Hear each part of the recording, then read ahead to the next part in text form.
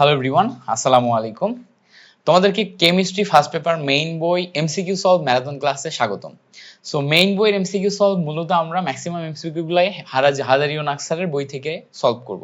হাজারিও নাকসারের বইয়ের শেষে যে সমস্ত এমসিকিউ গুলো আছে সবগুলো আমরা এই টোটাল ভিডিওটাতে ম্যারাথন ক্লাসটাতে স্টেপ বাই স্টেপ সমস্তগুলো দেখবো। সো ভিডিওটা 3 থেকে 4 ঘন্টা লম্বা হতে পারে। সো যত লম্বাই হোক না কেন তুমি এই ভিডিওটা 1.25x 1.5x স্পিডে দেখতে পারো। যারা ফার্স্ট ইয়ার সেকেন্ড ইয়ারে আসো, যাদের সামনে তো করতে এমন তাড়াহুড়ো নাই, তোমরা শুধু 1x স্পিডেই দেখতে পারো। দেখলে তোমরা এই টোটাল ক্লাসটা দেখে উপকৃত হবা বলে আমি মনে করি। যাদের এইচএসসি এক্সাম সামনে আছে তোমরা তো এই ক্লাসটা মাস্ট করবা, যারা অ্যাডমিশন টেস্টে আসো তারাও মাস্ট করবা। কেন? কারণ হচ্ছে আমি বিগত 5-6 বছর যাবত কেমিস্ট্রি পড়াচ্ছি। আমি যখন 2019-এ এইচএসসি এক্সাম দিই এবং তোমার হচ্ছে অ্যাডমিশন দিই, তখন আমি খেয়াল করে দেখছি যে মেইন বই শেষের এমসিকিউ গুলো সলিউশন করলেই এখান থেকে ম্যাক্সিমাম এমসিকিউ কমন পাওয়া যায়। এইচএসসি তেও কমন পাওয়া যায়, আবার হচ্ছে তোমার অ্যাডমিশনেও কমন পাওয়া যায়। কারণ মেইন বই শেষে যে সমস্ত এমসিকিউ গুলো আছে এই এমসিকিউ গুলা সমস্ত টপিক এবং টাইপকে কভার করে। সো তুমি যদি এইগুলা বুঝে করতে পারো, স্টেপ বাই স্টেপ বুঝে করতে পারো, তাহলে তোমার এখানে কোনো কিছু বাধার কথা না। ঠিক আছে? সো আশা করি তোমরা এই জায়গাতে খুব চমৎকার ভাবে ক্লাসটা করে প্রত্যেকটা বেসিক শিখে ফেলতে পারবা। সো আমরা দেরি না করি, কথাবার্তা না বাড়াই, আমরা মেইন ক্লাসে চলে যাই। সো আমরা প্রথমেই হাজিরুন আকসারের গুণগত রসায়নটা সমাধান করব। গুণগত রসায়ন দিয়ে শুরু করব স্টেপ বাই স্টেপ। সো গুণগত রসায়নের যে কয়টা এমসিকিউ আছে আমরা প্রত্যেকটা বেসিক সহকারে বুঝবো। এখন তুমি যেটা করবা, তুমি এই এমসিকিউ ক্লাসটা সলিউশন করার সময় খাতা কলম নিয়ে বসবা, আমার সাথে একটা মেইন বই নিয়েও বসবা। সো খাতা কলম এবং মেইন বই নিয়ে মেইন বইতে এমসিকিউ গুলা দাগিয়ে সলিউশন করবা। এবং খাতা কলমে কি করবা, আমি যেভাবে রাফ করিয়ে যাব, যে সমস্ত ইনফরমেশন গুলা দিয়ে যাব, এগুলো তুমি মুখস্থ করে তারপরে সামনে আগাবা। ঠিক আছে? সো তাহলে কি হবে, তোমার জন্য প্রত্যেকটা ইনফরমেশন মুখস্থ হয়ে যাবে এবং পরীক্ষার হলে পারা ইজি হবে।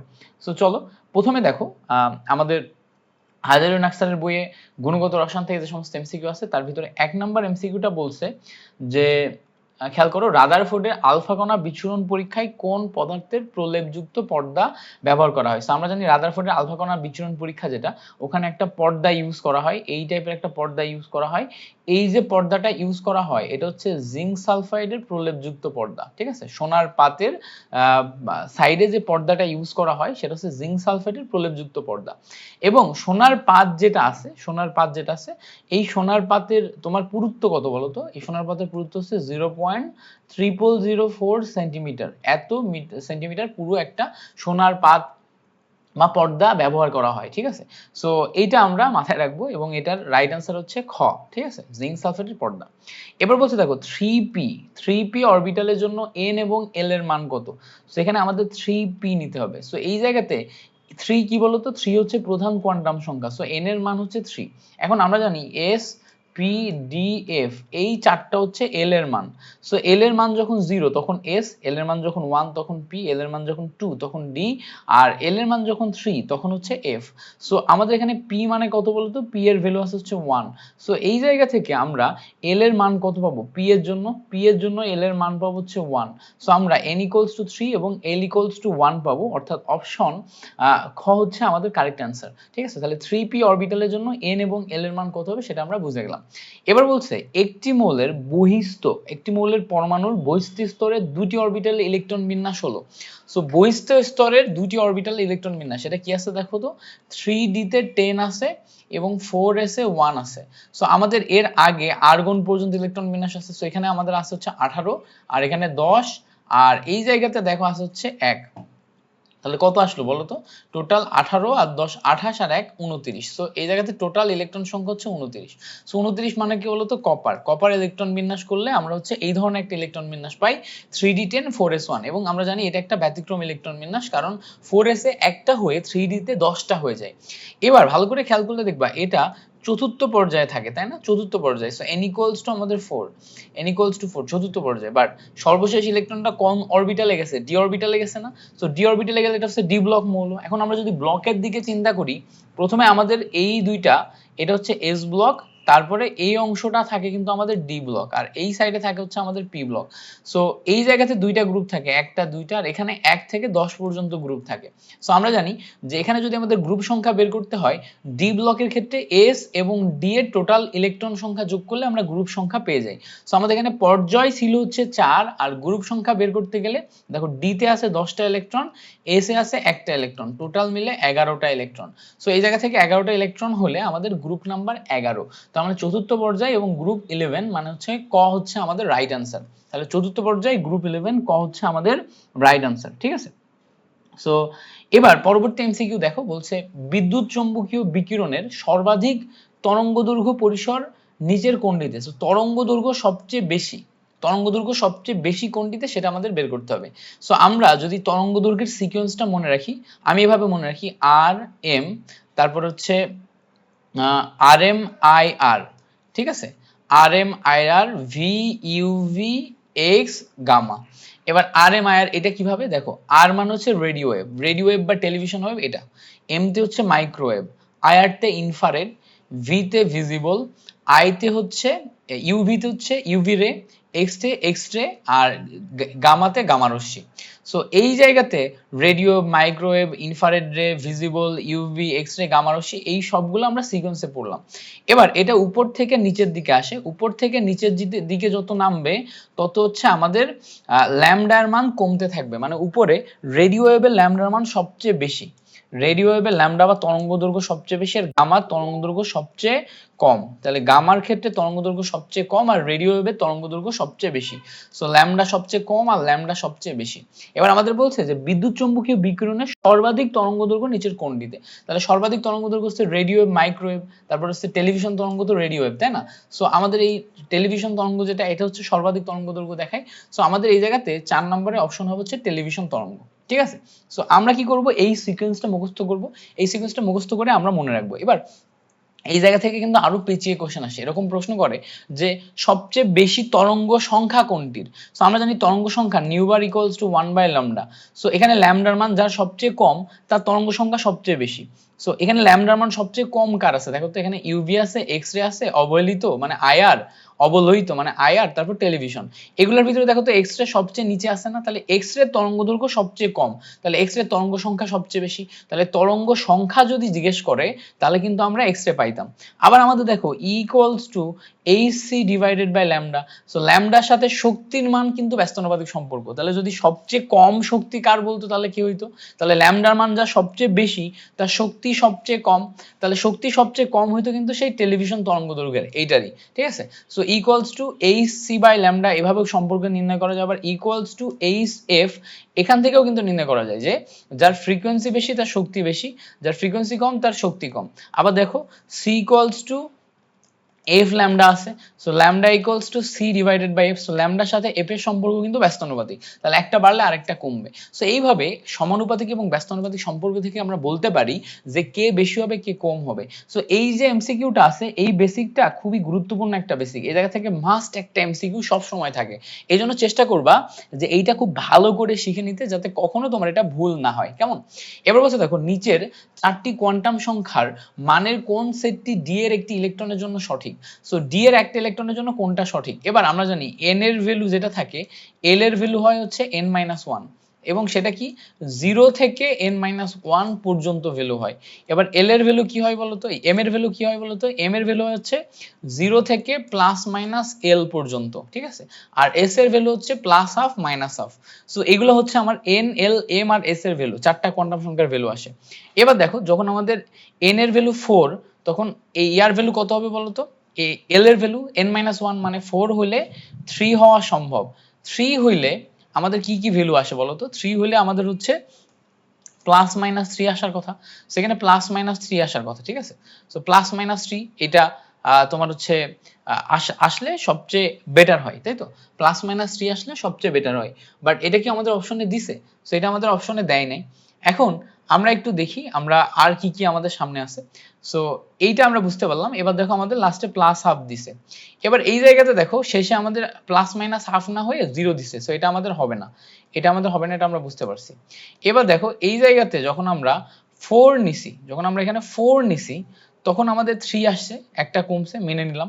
কিন্তু এখানে আমাদের -2 নিছে আর +1/2 নিছে। সো -2 এর জন্য কি +1/2 হবে না -1/2 হবে, এটা আমাদের একটু জানতে হবে। সো -2 এর জন্য +1/2 হবে না -1/2 হবে, এটা আমাদের একটু জানতে হবে। সো এইটা জানার পরে আমরা এখান থেকে ডিসিশন নিতে পারবো যে নিচের কোন 4টি কোয়ান্টাম সংখ্যার সেটের ভিতর কোনটি সঠিক, ডি এর একটি ইলেকট্রনের জন্য কোনটি সঠিক।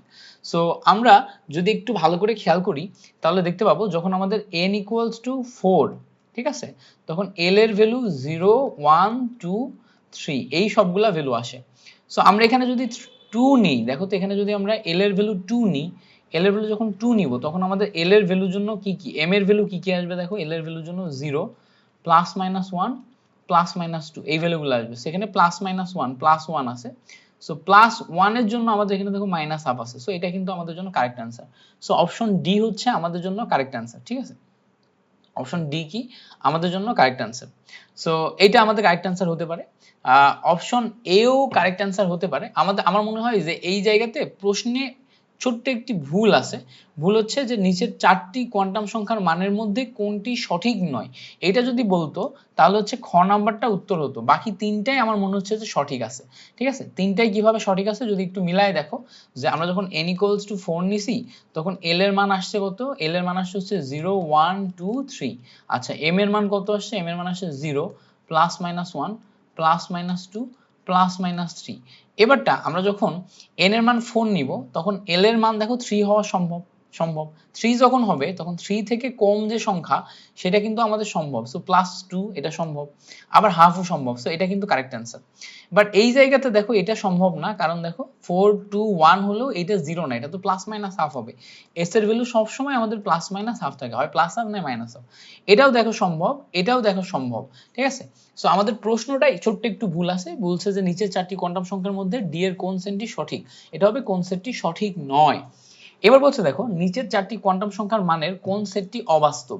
এইটা কিন্তু আমাদের এবার কারেক্ট একটা প্রশ্ন বলছে, কোন সেটটি অবাস্তব মানে কোনটি হবে না। সো কোনটি হবে না যদি আমরা একটু দেখার চেষ্টা করি, দেখো এখানে +1/2 +1/2 +1/2 -1/2। সো এল মার্কটা ঠিক আছে। এবার দেখো যখন 3 ভ্যালু তখন কিন্তু 2 হয়, 2 হলে +2 -2 এটা ঠিক আছে। যখন 4 তখন 0 1 2 3 হয়, 0 হলে এটা 0 হবে, এটাও কিন্তু ঠিক আছে। যখন 3 তখন এখানে 2, l এর মান 2 মানে 1 কমলো। সো n = যখন 3, l এর মান 0 1 2, তাহলে m এর মান কি হবে বলো তো 0 +-1 +-2 পর্যন্ত হবে। কিন্তু দেখো এই জায়গাতে m এর মান -3 দেয়া আছে। সো এটার জন্য কি -3 পসিবল, -3 পসিবল না। তাহলে অবাস্তব কোনটা, অবাস্তব হচ্ছে আমাদের গ নাম্বারটা, ঠিক আছে। তাহলে এইটার জন্য আমাদের জন্য কারেক্ট অ্যান্সার হচ্ছে 6 এর গ নাম্বার। আশা করি হচ্ছে বুঝতে পারছো এমসিকিউটা। এবার বলছে দেখো নাইট্রোজেন 715 আইসোটোপে নিউট্রন সংখ্যা কত। সো আমরা জানি প্রোটন প্লাস নিউট্রন মিলে হচ্ছে আমাদের ভর, ঠিক আছে, প্রোটন প্লাস নিউট্রন মিলে ভর। সো প্রোটন সংখ্যা 7, নিউট্রন সংখ্যা জানি না, ভর সংখ্যা 15 দেয়া আছে। সো নিউট্রন সংখ্যা দেয়া আছে 15 - 7, সো ইকুয়ালস টু 8, ঠিক আছে। সো এই জায়গাতে অপশন খ হচ্ছে আমাদের কারেক্ট অ্যান্সার। এবার বলছে দেখো মস্তিষ্কের টিউমার শনাক্তকরণে সর্বাধিক ব্যবহৃত হয় কোনটি, এমআরআই ব্যবহার করে বা ম্যাগনেটিক রিজোনেন্স ইমেজিং ব্যবহার করে আমরা মস্তিষ্কের টিউমার শনাক্তকরণ করি। এবার বলছে জাল নোট শনাক্তকরণে তুমি কোন পদ্ধতি ব্যবহার করবা, অবশ্যই ইউভি রশ্মি, আলট্রাভায়োলেট রে, এটা ব্যবহার করে আমরা জাল নোট শনাক্তকরণ করি। ধরো এটা একটা টাকা, এই টাকার উপরে যখন আমরা ইউভি রশ্মি দিই তখন এই টাকার ভিতরে যে কণাগুলো আছে এগুলো উত্তেজিত অবস্থায় হয়ে শক্তি অর্জন করে, পরবর্তীতে আবার শক্তি ছেড়ে দেয়, দিয়ে বিকিরণ করে এখানে হচ্ছে এক ধরনের দৃশ্যমান জিনিসপত্র হয়, এর ভিতরে হিডেন যে সমস্ত জিনিসপত্র থাকে সেটা দৃশ্যমান হয়। এই হিডেন জিনিসপত্র দৃশ্যমান হয়েই কিন্তু ইউভি রশ্মির মাধ্যমে আমরা কোনো টাকা জাল কি জাল না সেটা শনাক্তকরণ করতে পারি। এবার বলছে দেখো বোর পরমাণুতে একটি ইলেকট্রনের 4টি শক্তি স্তরের একটি পূর্ণ আবর্তন করতে কয়টি পূর্ণ তরঙ্গ সৃষ্টি করবে। সো এটা কিভাবে বলতো, যদি 4টা পূর্ণ আবর্তন করে তাহলে 4টা পূর্ণ তরঙ্গ সৃষ্টি করবে। চতুর্থ শক্তি স্তরে যদি আমরা হচ্ছে 4টা পূর্ণ আবর্তন করি তাহলে 4টা পূর্ণ তরঙ্গ সৃষ্টি হবে। তরঙ্গ ব্যাপারটা কি, তরঙ্গ ব্যাপারটা মানে হচ্ছে যেই জায়গা থেকে যাত্রা শুরু করে সেই জায়গায় যদি ফিরে আসে তখন একটা পূর্ণ তরঙ্গ সৃষ্টি হয়। এবং চতুর্থ শক্তি স্তরে যদি আমরা পূর্ণ আবর্তন করি 4 বার, তখন এখানে তো আমাদের তরঙ্গ সৃষ্টি হবে 4টা, তাই না। সো এটা একটু তোমার বারবার পড়বা, পড়ে মুখস্থ করে ফেলবা লাইনটার সাথে অ্যানসারটা, তাহলেই দেখবে এটা মনে থাকবে। এবার বলছে দেখো সোডিয়ামের শিখা পরীক্ষায় কত তরঙ্গ দৈর্ঘ্যের বর্ণালী সৃষ্টি হয়। দেখো এই একটা কোশ্চেনই আসে বারবার, একটা কোশ্চেন দেখো, তোমার হচ্ছে বরিশাল বোর্ড 2015-তে আসছে, অ্যাডমিশন টেস্টও বারবার আসে। সোডিয়ামের জন্য আমাদের শিখা পরীক্ষায় তরঙ্গদৈর্ঘ্য হচ্ছে 590 ন্যানোমিটার, এই একটা কোশ্চেনই আসে। বইতে আরো বেশ কয়টা ডিটেল আছে, হাইড্রোজেনের জন্য 2টা বর্ণালী দেয়া আছে, তারপর স্ট্রনসিয়ামের জন্য 2টা বর্ণালী দেয়া আছে, বেশ কয়েকটা দেয়া আছে। বাট ওই যে তোমার অন্যান্য নাম্বারগুলো আছে তরঙ্গদৈর্ঘ্যের, ওগুলো আমাদের লাগে না। আমাদের লাগে কোনটা, আমাদের সোডিয়ামের জন্য শিখা পরীক্ষায় কত তরঙ্গদৈর্ঘ্যের বর্ণালী সৃষ্টি হয় এটাই লাগে। এবং সোডিয়ামের জন্য শিখা পরীক্ষায় আমরা 590 ন্যানোমিটার তরঙ্গদৈর্ঘ্যের বর্ণালী পাই। ঠিক আছে, সেটা আমরা মুখস্থ করবো। এবার বলছে দেখো রিডবার্গ ধ্রুবকের মান কত, 12 নম্বর এমসিকিউ। সো রিডবার্গ ধ্রুবকের মান আমরা জেনারেলি এভাবে মনে রাখি 109678 পার সেন্টিমিটার। সো যেহেতু পার সেন্টিমিটার, এটাকে মিটারে কনভার্ট করলে 1096780000 পার মিটার হয়। এখন এইটাকে যদি আমরা তোমার হচ্ছে 1 পয়েন্ট সামথিং এ কনভার্ট করি বা 1.09 এ কনভার্ট করি, দেখো এখানে পয়েন্টের পরে 1 2 3 4 5 6 7টা শূন্য আসছে না, সো কি আসবে 10⁻7 আসবে। So 1.09 10⁻7 per metre. So 1.09 10⁻7 per metre, এটা কত আছে, কত নম্বর অপশন আছে দেখো তো, খ নম্বর অপশনে আছে। ঠিক আছে, এবার বলছে দেখো নিচের কোন সমীকরণটি সঠিক নয়। সো নিচের কোন সমীকরণটি সঠিক নয়, দেখো নিউ বার তরঙ্গ সংখ্যা ইকুয়ালস টু 1/λ, এটা কিন্তু সঠিক। এবার বলছে দেখো সি ইকুয়ালস টু হচ্ছে নিউ ল্যামডা বা F lambda. So nu equals to C divided by lambda, এটাও কিন্তু সঠিক, এটা সঠিক। এবার বলছে দেখো E equals to H F বা এইচ নিউ, এটাও সঠিক, ইকুয়ালস টু এইচ নিউ। কিন্তু E equals to H C divided by lambda, মানে ই এর সাথে ল্যামডা সম্পর্ক ব্যস্তানুপাতিক। সো ই এর সাথে ল্যামডা সম্পর্ক যদি ব্যস্তানুপাতিক হয়, তাহলে ঘ নাম্বারে দেখো সমানুপাতিক সম্পর্ক দেয়া আছে। তার মানে এখান থেকে আমরা বুঝতে পারছি যে ঘ নাম্বার যেটা দেয়া আছে এটা সঠিক নয়। সো ঘ নাম্বারটা হবে আমাদের জন্য কারেক্ট অ্যান্সার। সো এখানে কিন্তু প্রশ্নের প্যাস পড়তে হবে যে নিচের কোন সমীকরণটি সঠিক নয়, তাহলে আমরা সঠিক নয় কোনটা সেটাই যাব। এবার বলছে দেখো প্ল্যাঙ্কের ধ্রুবকের মান কত, প্ল্যাঙ্কের ধ্রুবকের মান কত, প্ল্যাঙ্কের ধ্রুবকের মান কত সেটা আমাদের চাইছে। আমরা জানি প্ল্যাঙ্কের ধ্রুবকের মান হচ্ছে 6.626 into 10⁻34 joule second, that is our প্ল্যাঙ্কের ধ্রুবক। এবার বলছে দেখো বোর ব্যাসার্ধের মান কত, বোরের ব্যাসার্ধ। এখন বোরের ব্যাসার্ধ মান হচ্ছে প্রথম কক্ষপথের ব্যাসার্ধ, মানে হাইড্রোজেন পরমাণু প্রথম কক্ষপথের যে ব্যাসার্ধ, এটাকে বোর ব্যাসার্ধ বলে। এটা আমরা মনে রাখি এইভাবে 0.53 অ্যাংস্ট্রম, এটা হচ্ছে আমাদের বোর ব্যাসার্ধের মান। কি বলতো 0.53 অ্যাংস্ট্রম। সো 0.53 অ্যাংস্ট্রম মানে হচ্ছে 10⁻10 মিটার। ঠিক আছে, অ্যাংস্ট্রম মানে কি 10⁻10 মিটার। এটাকে যদি আমরা সেন্টিমিটারে নিই 0.53 ইনটু 10⁻8 সেন্টিমিটার। সো এগুলা কিন্তু আমাদের ভ্যালু হিসেবে থাকে। সো এখন যদি আমরা 10⁻10 মিটারে যাই এবং এটাকে একটা সুন্দর সংখ্যায় নেওয়ার চেষ্টা করি, তাহলে কি আসবে দেখো তো 5.3 ইনটু 10⁻11 মিটার আসবে না। দেখো 10⁻10 থেকে একটা সংখ্যা আরেকটু বাড়াইছি, সো 10 দিয়ে গুণ করলে 10 দিয়ে ভাগ করতে হবে। সো এই জায়গাতে কিন্তু আমরা 10⁻11 পাবো। সো এই জায়গা থেকে আমাদের অপশন আছে 5.292 ইনটু 10⁻11, মানে 5.292 মানে কিন্তু 5.3। তো আমরা আশা করছি বুঝতে পারছি যে বোর ব্যাসার্ধের মান কি সেটা কিভাবে আসলো। এরপরে বলছে নিচের কোনটি কম্পোজিট কণিকা। সো কোনটি কম্পোজিট কণিকা এটা আমাদের একটু মনে রাখতে হবে। সো দেখো এখান থেকে আমরা মনে রাখবো যে আমাদের ডিউটেরন, এটা হচ্ছে আমাদের কম্পোজিট কণিকা, ডিউটেরন হচ্ছে কম্পোজিট কণিকা। যেমন ডিউটেরিয়াম, ট্রিটিয়াম, মেসন এগুলো হচ্ছে অস্থায়ী মূল কণিকা, কিন্তু কম্পোজিট কণিকা হচ্ছে ডিউটেরন। মনে থাকবে এটা, আমাদের এটা মনে রাখতে হবে। এবার বলছে নিচের কোন জোড়া আইসোবার, কোন জোড়া আইসোবার। বার মানে কি, বার শব্দের অর্থ হচ্ছে ভর সেম। বার শব্দের অর্থ কি, বার শব্দের অর্থ হচ্ছে ভর সেম। সো আইসো বার মানে হচ্ছে যার ভর সেম। সো ভর সেম কার, এখন আমরা যদি ভালো করে খেয়াল করি কার্বন 6 14 নাইট্রোজেন 7 14, এখানে ভর সেম না। সো অপশন কয় কিন্তু আমাদের কারেক্ট অ্যান্সার। দেখো বাকি একটারও ভর কিন্তু সেম না, শুধুমাত্র ক নম্বরের ক্ষেত্রে আমাদের ভর সেম আছে। সো এই জায়গাতে আমরা যদি ভালো করে খেয়াল করি ক নাম্বার আমাদের correct answer, nitrogen 7 14 R oxygen 8 16।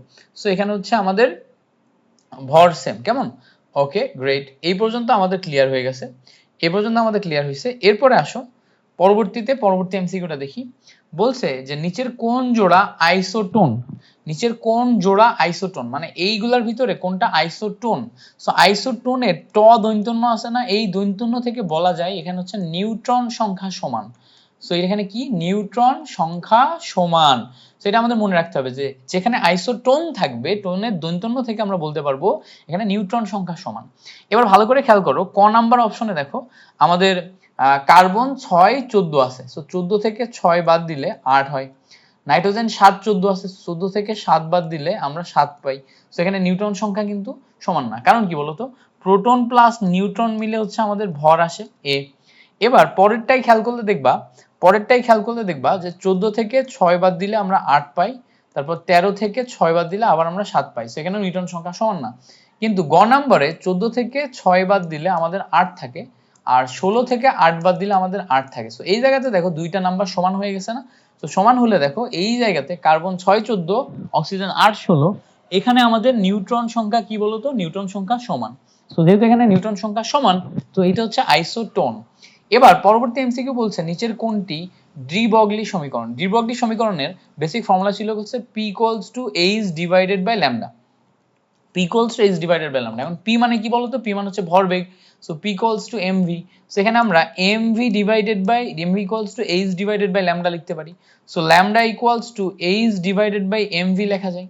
So lambda = H divided by mv যদি হয়, lambda = H divided by mv যদি হয়, তাহলে খ নাম্বার আসে হচ্ছে আমাদের এখান থেকে কারেক্ট অ্যান্সার। কোনটা আসে? খ নাম্বার আসে হচ্ছে আমাদের কারেক্ট অ্যান্সার। সো আশা করি এটা আমরা বুঝতে পারছি। এবার বলছে কৌণিক ভরবেগের সমীকরণ কোনটি? কৌণিক ভরবেগের সমীকরণ চাইছে।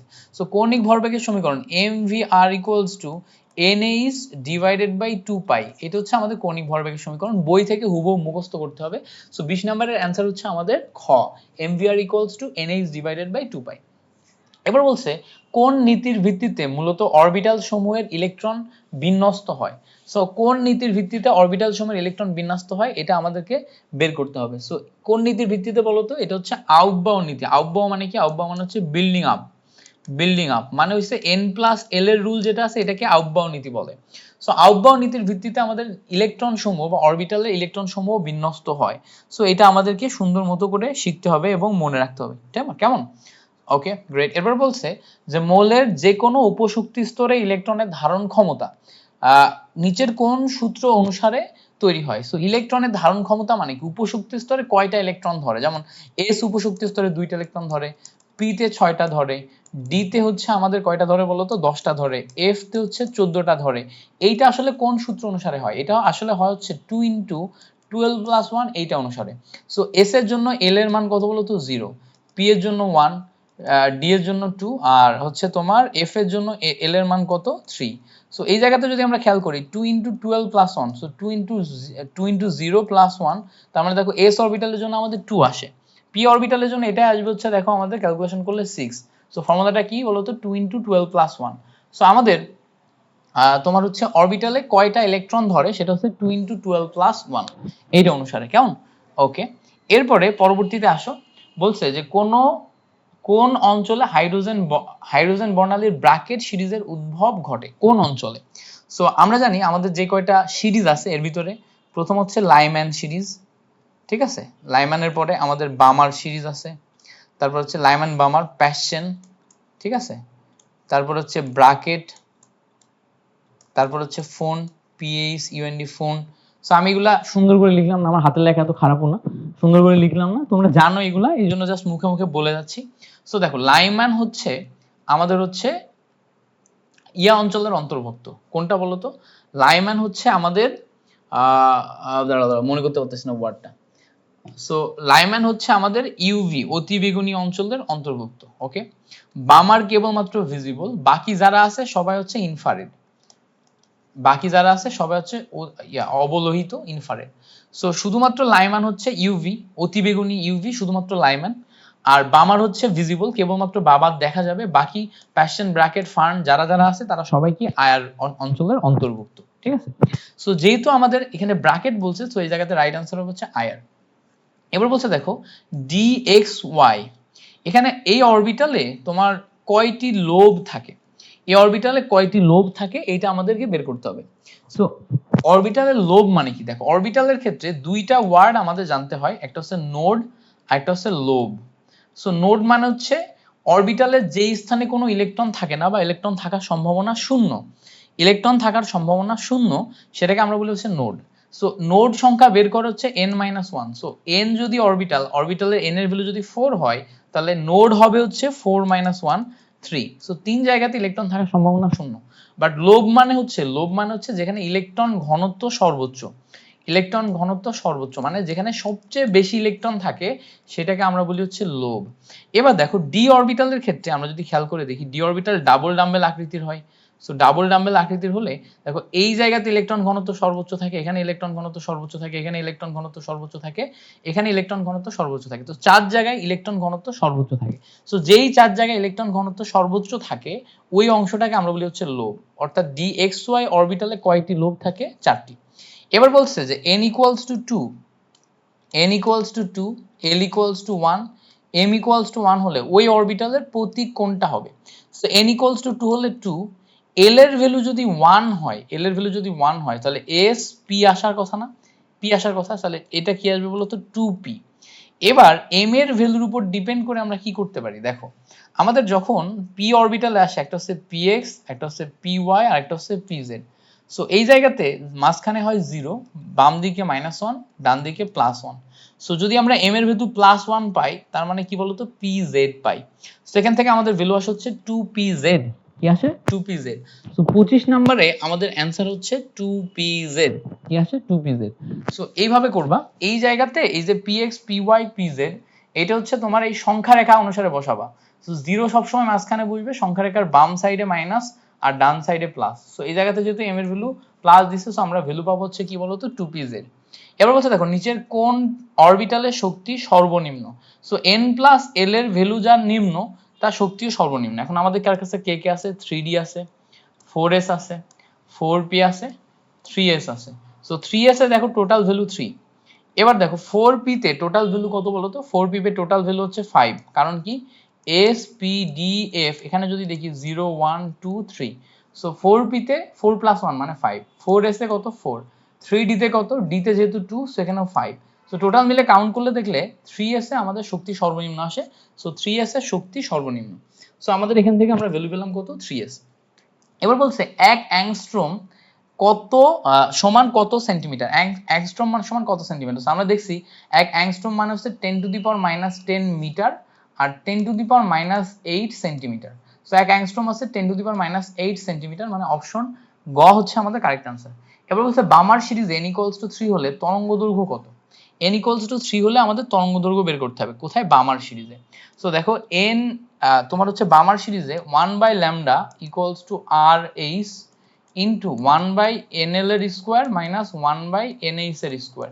সো এই এমসিকিউটা তোমার হচ্ছে অ্যাডমিশন টেস্টে যেখানে যেখানে আমাদের ইয়ে আছে কি বলে ক্যালকুলেটর আছে সেখানে আসার সম্ভাবনা আছে, ক্যালকুলেটর ছাড়া আসার সম্ভাবনা কম, কিন্তু আমাদের এইচএসসি তে কিন্তু মাস্ট আসে। সো দেখো আরএইচ এর ভ্যালু এখানে যেহেতু সেন্টিমিটার আছে সো আমরা কি বসাবো? 109678। এবার বলছে দেখো n equals to 2 এবং n equals to n2 equals to 3 এবং বামার সিরিজ। সো বামার মানে হচ্ছে n l এর ভ্যালু হচ্ছে 2 আর n h এর ভ্যালু দেখো দেয়া আছে হচ্ছে 3। সো 1/2 এর স্কয়ার মাইনাস 1/3 এর স্কয়ার। সো ক্যালকুলেশন করলে 109678 ইনটু 1/4 মাইনাস 1/9। ঠিক আছে? সো এটা ক্যালকুলেশন করলে নিচে দেখো 36 আসে, উপরে আসে হচ্ছে 5। সো আলটিমেটলি ক্যালকুলেশন করলে 5 ইনটু 109678 ডিভাইডেড বাই 36 এটা আসে। সো এখান থেকে যদি আমরা ক্যালকুলেশন করি, তাহলে অ্যানসার কোনটা আসবে? ক্যালকুলেটর সহ ক্যালকুলেশন করো, গ নাম্বার আসবে হচ্ছে আমাদের অ্যানসার। ঠিক আছে? গ নাম্বার আসবে 6.57 into 10 to the power -5 centimetre. So এটা আসবে হচ্ছে আমাদের অ্যানসার, এটা ক্যালকুলেশন করে আমরা পাবো। এখন আমরা যদি পরবর্তী এমসিকিউটাতে যাই, দেখো বলছে যে তৃতীয় শক্তি স্তরের জন্য এমভিআর এর মান কত? এখন আমরা এমভিআর এর মান কিভাবে বের করতে হয় জানি? আমরা জানি এমভিআর এর মান বের করতে হয় এমভিআর মানে তোমার কৌণিক ভরবেগ equals to N H divided by 2 pi. So তৃতীয় শক্তি স্তর মানে কত? এন এর ভ্যালু হচ্ছে আমাদের 3। So 3h divided by 2 pi. So 3h divided by 2 pi মানে কি? অপশন গ। এবার বলছে কোন মতবাদে পরমাণু সৌরজগতের মডেলের সাথে তুলনা করা হয়েছে? সো সৌরজগতের সাথে তুলনা করা হয়েছে রাদারফোর্ড, তাহলে 30 নম্বর হবে আমাদের জন্য কারেক্ট আনসার।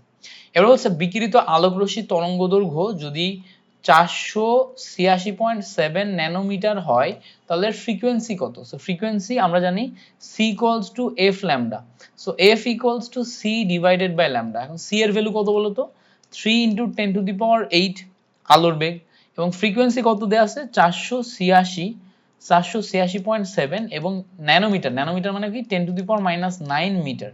সো এইটা যদি আমরা ক্যালকুলেশন করি তাহলেই কিন্তু এখান থেকে আমরা টোটাল ফ্রিকোয়েন্সিটা হার্জে পেয়ে যাই। এখন আমাদের সামনে অবশ্যই পরীক্ষার হলে ক্যালকুলেটর থাকবে, যারা আমরা এইচএসসি পরীক্ষার্থী এসএসসি পরীক্ষা দিব আমাদের হাতে ক্যালকুলেটর থাকবে, আর যারা আমরা কৃষিতে পরীক্ষা দিব আমাদের হাতে ক্যালকুলেটর থাকবে না। তো সেই ক্ষেত্রে এই এমসিকিউটা আমাদের এইভাবে দিবে না যেভাবে এখানে দেওয়া আছে।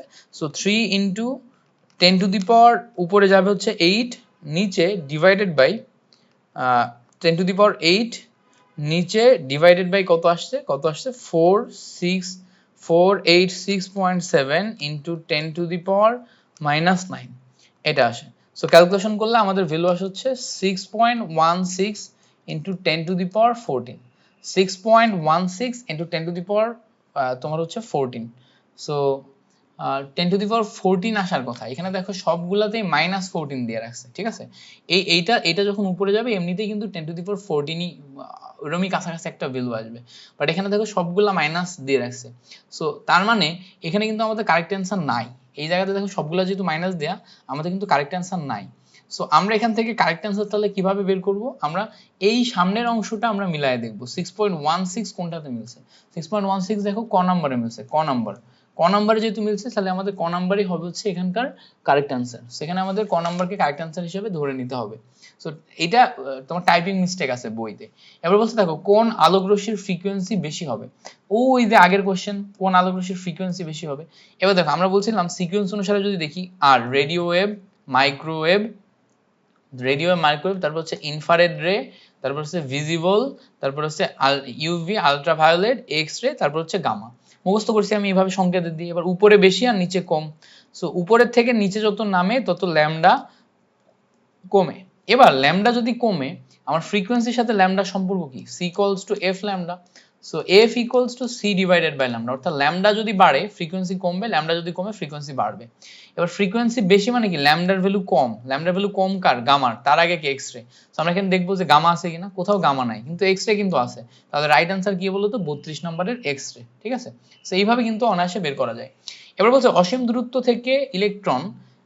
থেকে ইলেকট্রন তৃতীয় শেলে স্থানান্তরিত হলে কোন সিরিজ পাওয়া যায়। সো 3 নম্বরে এসে যদি পড়ে, সে যেই জায়গা থেকেই পড়ুক, 3 নম্বরে যদি পড়ে, প্রথমটাই পড়লে হচ্ছে লাইমেন, দ্বিতীয়তে পড়লে বামার, 3 নম্বরে পড়লে হচ্ছে তোমার হচ্ছে প্যাশন।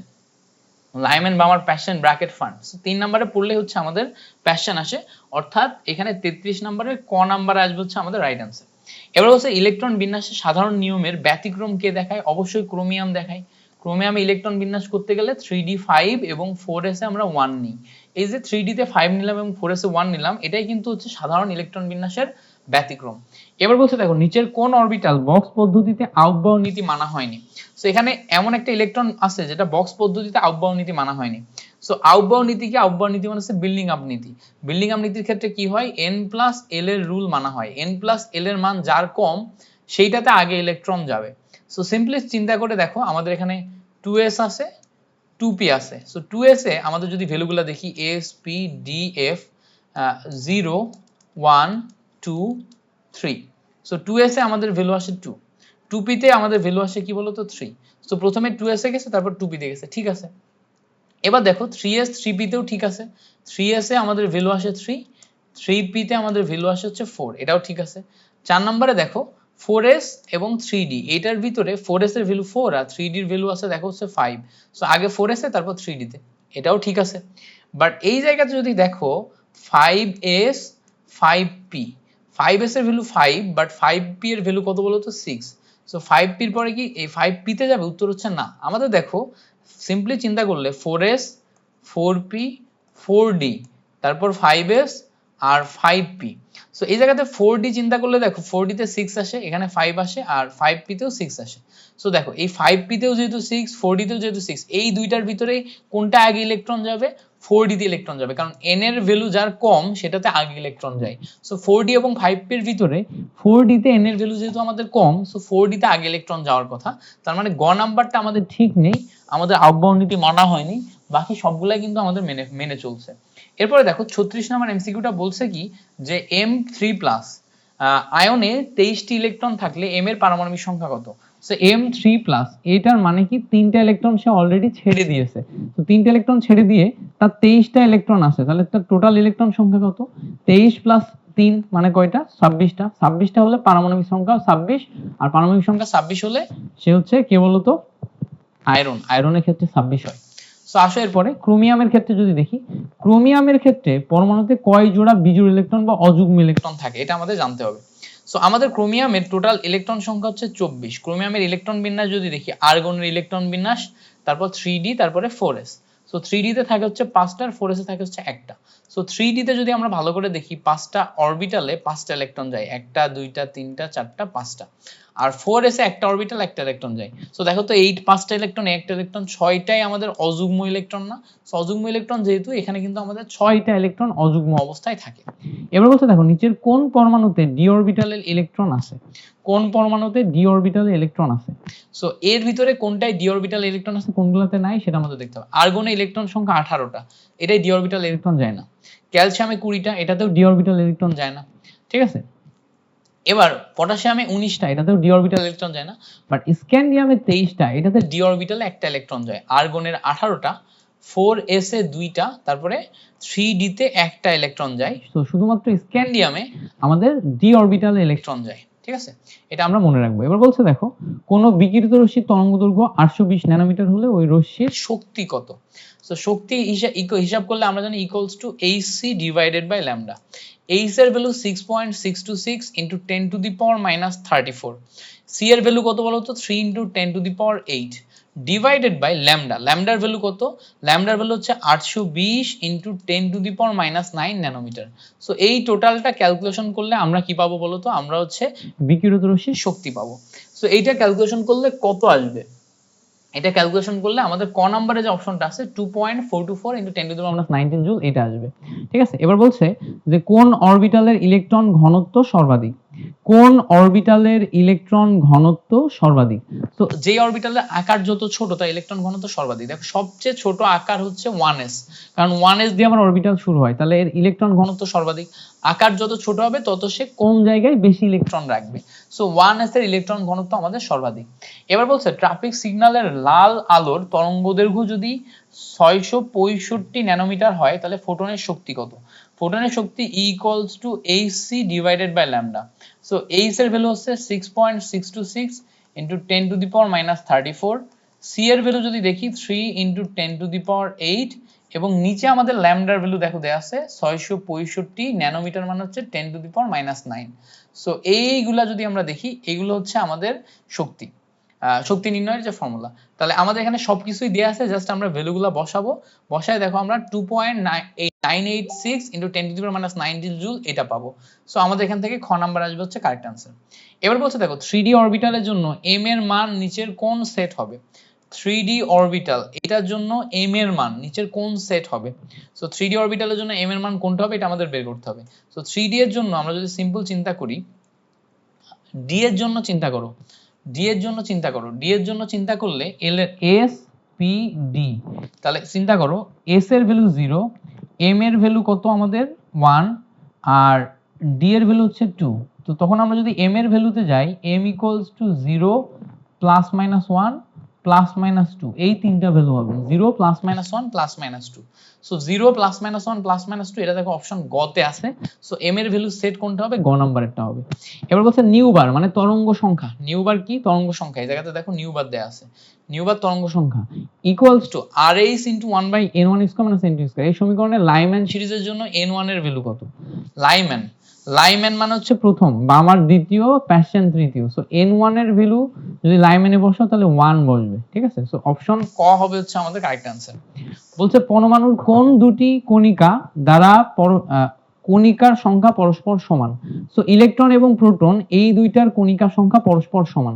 সো আমাদের এখানে কারেক্ট आंसर হচ্ছে ইলেকট্রন এবং প্রোটন। এবার বলছে উচ্চ শক্তির অরবিটাল নিচের কোনটি? সো উচ্চ শক্তির অরবিটাল, শক্তি সবচেয়ে বেশি কার? হ্যাঁ, শক্তি বেশি যার n+l এর মান যার বেশি তার শক্তি বেশি, আর n+l এর মান যার কম তার শক্তি কম। সো আমরা যদি একটু দেখি 4f 5s 5p আর 6s এগুলো আছে। So s p d f, এগুলার ভিতরে s এর ভ্যালু 0, p এর ভ্যালু 1, d এর ভ্যালু 2, f এর ভ্যালু 3। সো আমরা যদি দেখি f এর ভ্যালু 3 হলে এখানে ভ্যালু আসে 7। তারপরে 5a, এটা হচ্ছে আমাদের 5s, 5s হলে 5e আসবে। 6p, 6p হলে আমাদের এই 5p হলে এখানে আসবে আমাদের 6 আর এখানে আসবে আমাদের 6। তো সবচেয়ে ভ্যালু বেশি দেখো হচ্ছে 4f এ। 4f এ যেহেতু সবচেয়ে ভ্যালু বেশি, সো ক নাম্বার আসে আমাদের কারেক্ট আনসার। এরপরে দেখো পরবর্তী এমসিকিউ বলছে যে পি অরবিটালের আকৃতি নিচের কোনটি? সো পি অরবিটালের আকৃতি হচ্ছে ডাম্বেল আকৃতি, তাই না? পি অরবিটালের আকৃতি এরকম ডাম্বেল আকৃতি, ডি অরবিটালের ডাবল ডাম্বেল আর পি অরবিটালের ডাম্বেল আকৃতি। তো এরপরে বলছে দেখো নিচের পারমাণবিক সংখ্যাযুক্ত মৌলের কোনটি পি ব্লক ভুক্ত, মানে কোনটা হচ্ছে পি ব্লকের ভিতরে আছে। এখন আমরা যদি ব্লকের দিকে চিন্তা করি, প্রথম এইটা হচ্ছে এস ব্লক, এইটা হচ্ছে আমাদের ডি ব্লক, আর এইটা হচ্ছে আমাদের পি ব্লক। সো গ্রুপ 1 2 হচ্ছে এস ব্লক, আর ডি ব্লকে আছে হচ্ছে 3 থেকে 12 আর 13 থেকে 18, এটা হচ্ছে আমাদের কি বলতো পি ব্লকে আছে। সো 13 থেকে 18, এখন 13 থেকে 18 এর মধ্যে কোন মৌলটা আছে?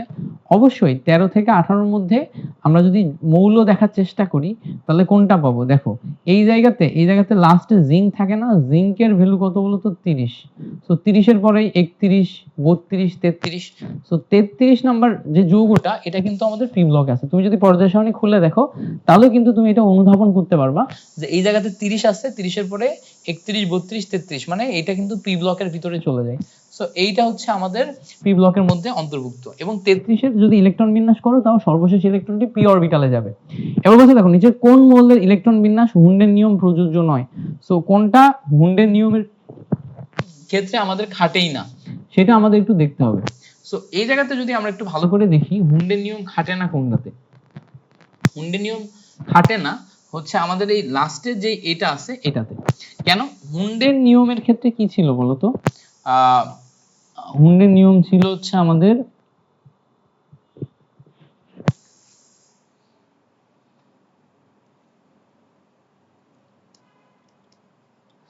n+l এর নিয়ম কি ছিল? আউফবাউ নীতি, তারপর হচ্ছে হুন্ডের নীতি। ওকে, সো একটু ওয়েট, আমি হচ্ছে একটু ক্রস চেক করে নিই এটা, তারপরে তোমাদেরকে আবার করাই। সো আমরা হুন্ডের নিয়মে অনুসারে কি জানি বলতো? হুন্ডের নিয়ম অনুসারে জানি হচ্ছে যে কোন একটি অরবিটালের এক একটা ইলেকট্রন যদি হচ্ছে তোমার একটি করে ইলেকট্রন, মানে একই স্পিনের একটি করে ইলেকট্রন দ্বারা পূর্ণ না হওয়া পর্যন্ত এটা ডাবল স্পিন দ্বারা পূর্ণ হয় না। এখন ক্রোমিয়ামের ক্ষেত্রে আমাদের ইলেকট্রন কয়টা আছে? ক্রোমিয়ামের ক্ষেত্রে ইলেকট্রন আছে হচ্ছে আমাদের ক্রোমিয়ামের টোটাল হচ্ছে 24টা ইলেকট্রন। সো এখানে 3d তে আমাদের টোটাল ইলেকট্রন থাকে 5টা, আর 4s এ থাকে হচ্ছে একটা। এখন ব্যাপার হইতেছে যে আমরা 4s এ যদি আমরা এইটা যদি 4s ধরি তাহলে 4s এ আমাদের একটা পূর্ণ হওয়ার পর অপোজিট ইলেকট্রন আসার কথা, তারপরে এখানে এসে আমাদের 1 2 3 4, এইটা হচ্ছে 1 2 3 4 এভাবে থাকার কথা। সো এটা ফাঁকা থাকার কথা, কিন্তু হয় কি এখানকার একটা ইলেকট্রন যদি এই জায়গায় চলে যায় এবং ফিল আপ করে এবং ইলেকট্রন বিন্যাসের ব্যতিক্রম হয়, সো এই জায়গাতে ক্রোমিয়াম হচ্ছে আমাদের হুন্ডের নিয়মে প্রযোজ্য না। ক্রোমিয়ামের জন্য আমাদের হুন্ডের নিয়ম প্রযোজ্য না। সো এটা একটু মাথায় রাখবা, কার জন্য? ক্রোমিয়ামের জন্য। 48 নম্বরের অ্যান্সার হচ্ছে ক্রোমিয়াম। এবার বলছে তরঙ্গ সংখ্যা কোন রাশির ক্ষেত্রে বেশি হয়? তরঙ্গ সংখ্যা কোন রাশির ক্ষেত্রে বেশি হয়? তরঙ্গ সংখ্যা নিউ বার ইকুয়ালস টু 1/λ, যার ল্যামডার মান কম তার তরঙ্গ সংখ্যা বেশি। সো আমরা জানি ল্যামডার মান কম হচ্ছে এক্স রে রশ্মির ক্ষেত্রে। এক্স রে রশ্মির ক্ষেত্রে আমরা হচ্ছে ল্যামডার মান কম, তো ল্যামডার মান যেহেতু এক্স রে রশ্মির কম তাহলে তরঙ্গ সংখ্যা সবচেয়ে বেশি। এবার বলছে দেখো নিচের কোন মৌলের ইলেকট্রন বিন্যাস সাধারণ নিয়মের ব্যতিক্রম ঘটে? অবশ্যই ইলেকট্রন বিন্যাসের ক্ষেত্রে সাধারণ নিয়মের ব্যতিক্রম তুমি যদি খুঁজতে যাও তাহলে আমাদেরকে পর্যায় সারণী দেখা লাগবে। পর্যায় সারণীতে আমাদের দেখো ক্রোমিয়ামের ইলেকট্রন বিন্যাস ব্যতিক্রম, ক্রোমিয়ামকে 24, এটা ইলেকট্রন বিন্যাস ব্যতিক্রম। আর হচ্ছে কপারের ইলেকট্রন বিন্যাস ব্যতিক্রম। তো ক্রোমিয়াম এবং কপারই না, এছাড়াও আরো কয়েকটা তোমার হচ্ছে মৌল আছে, যেমন ক্রোমিয়ামের নিচে আমাদের মলিবডেনাম থাকে যেটার ইলেকট্রন বিন্যাস ব্যতিক্রম, আবার কপারের নিচে হচ্ছে সিলভার থাকে যেটার ইলেকট্রন বিন্যাস ব্যতিক্রম। So copper, silver, chromium, molybdenum, এই চারটা আমরা মুখস্থ করব। এখন কপার এবং ক্রোমিয়াম তো নাই, কিন্তু কপারের নিচে সিলভার যেটা সেটা দেখো অপশনে দেয়া আছে। সেখানে কিন্তু আমাদের রাইট অ্যান্সার কি হবে? রাইট অ্যান্সার হবে হচ্ছে সিলভার।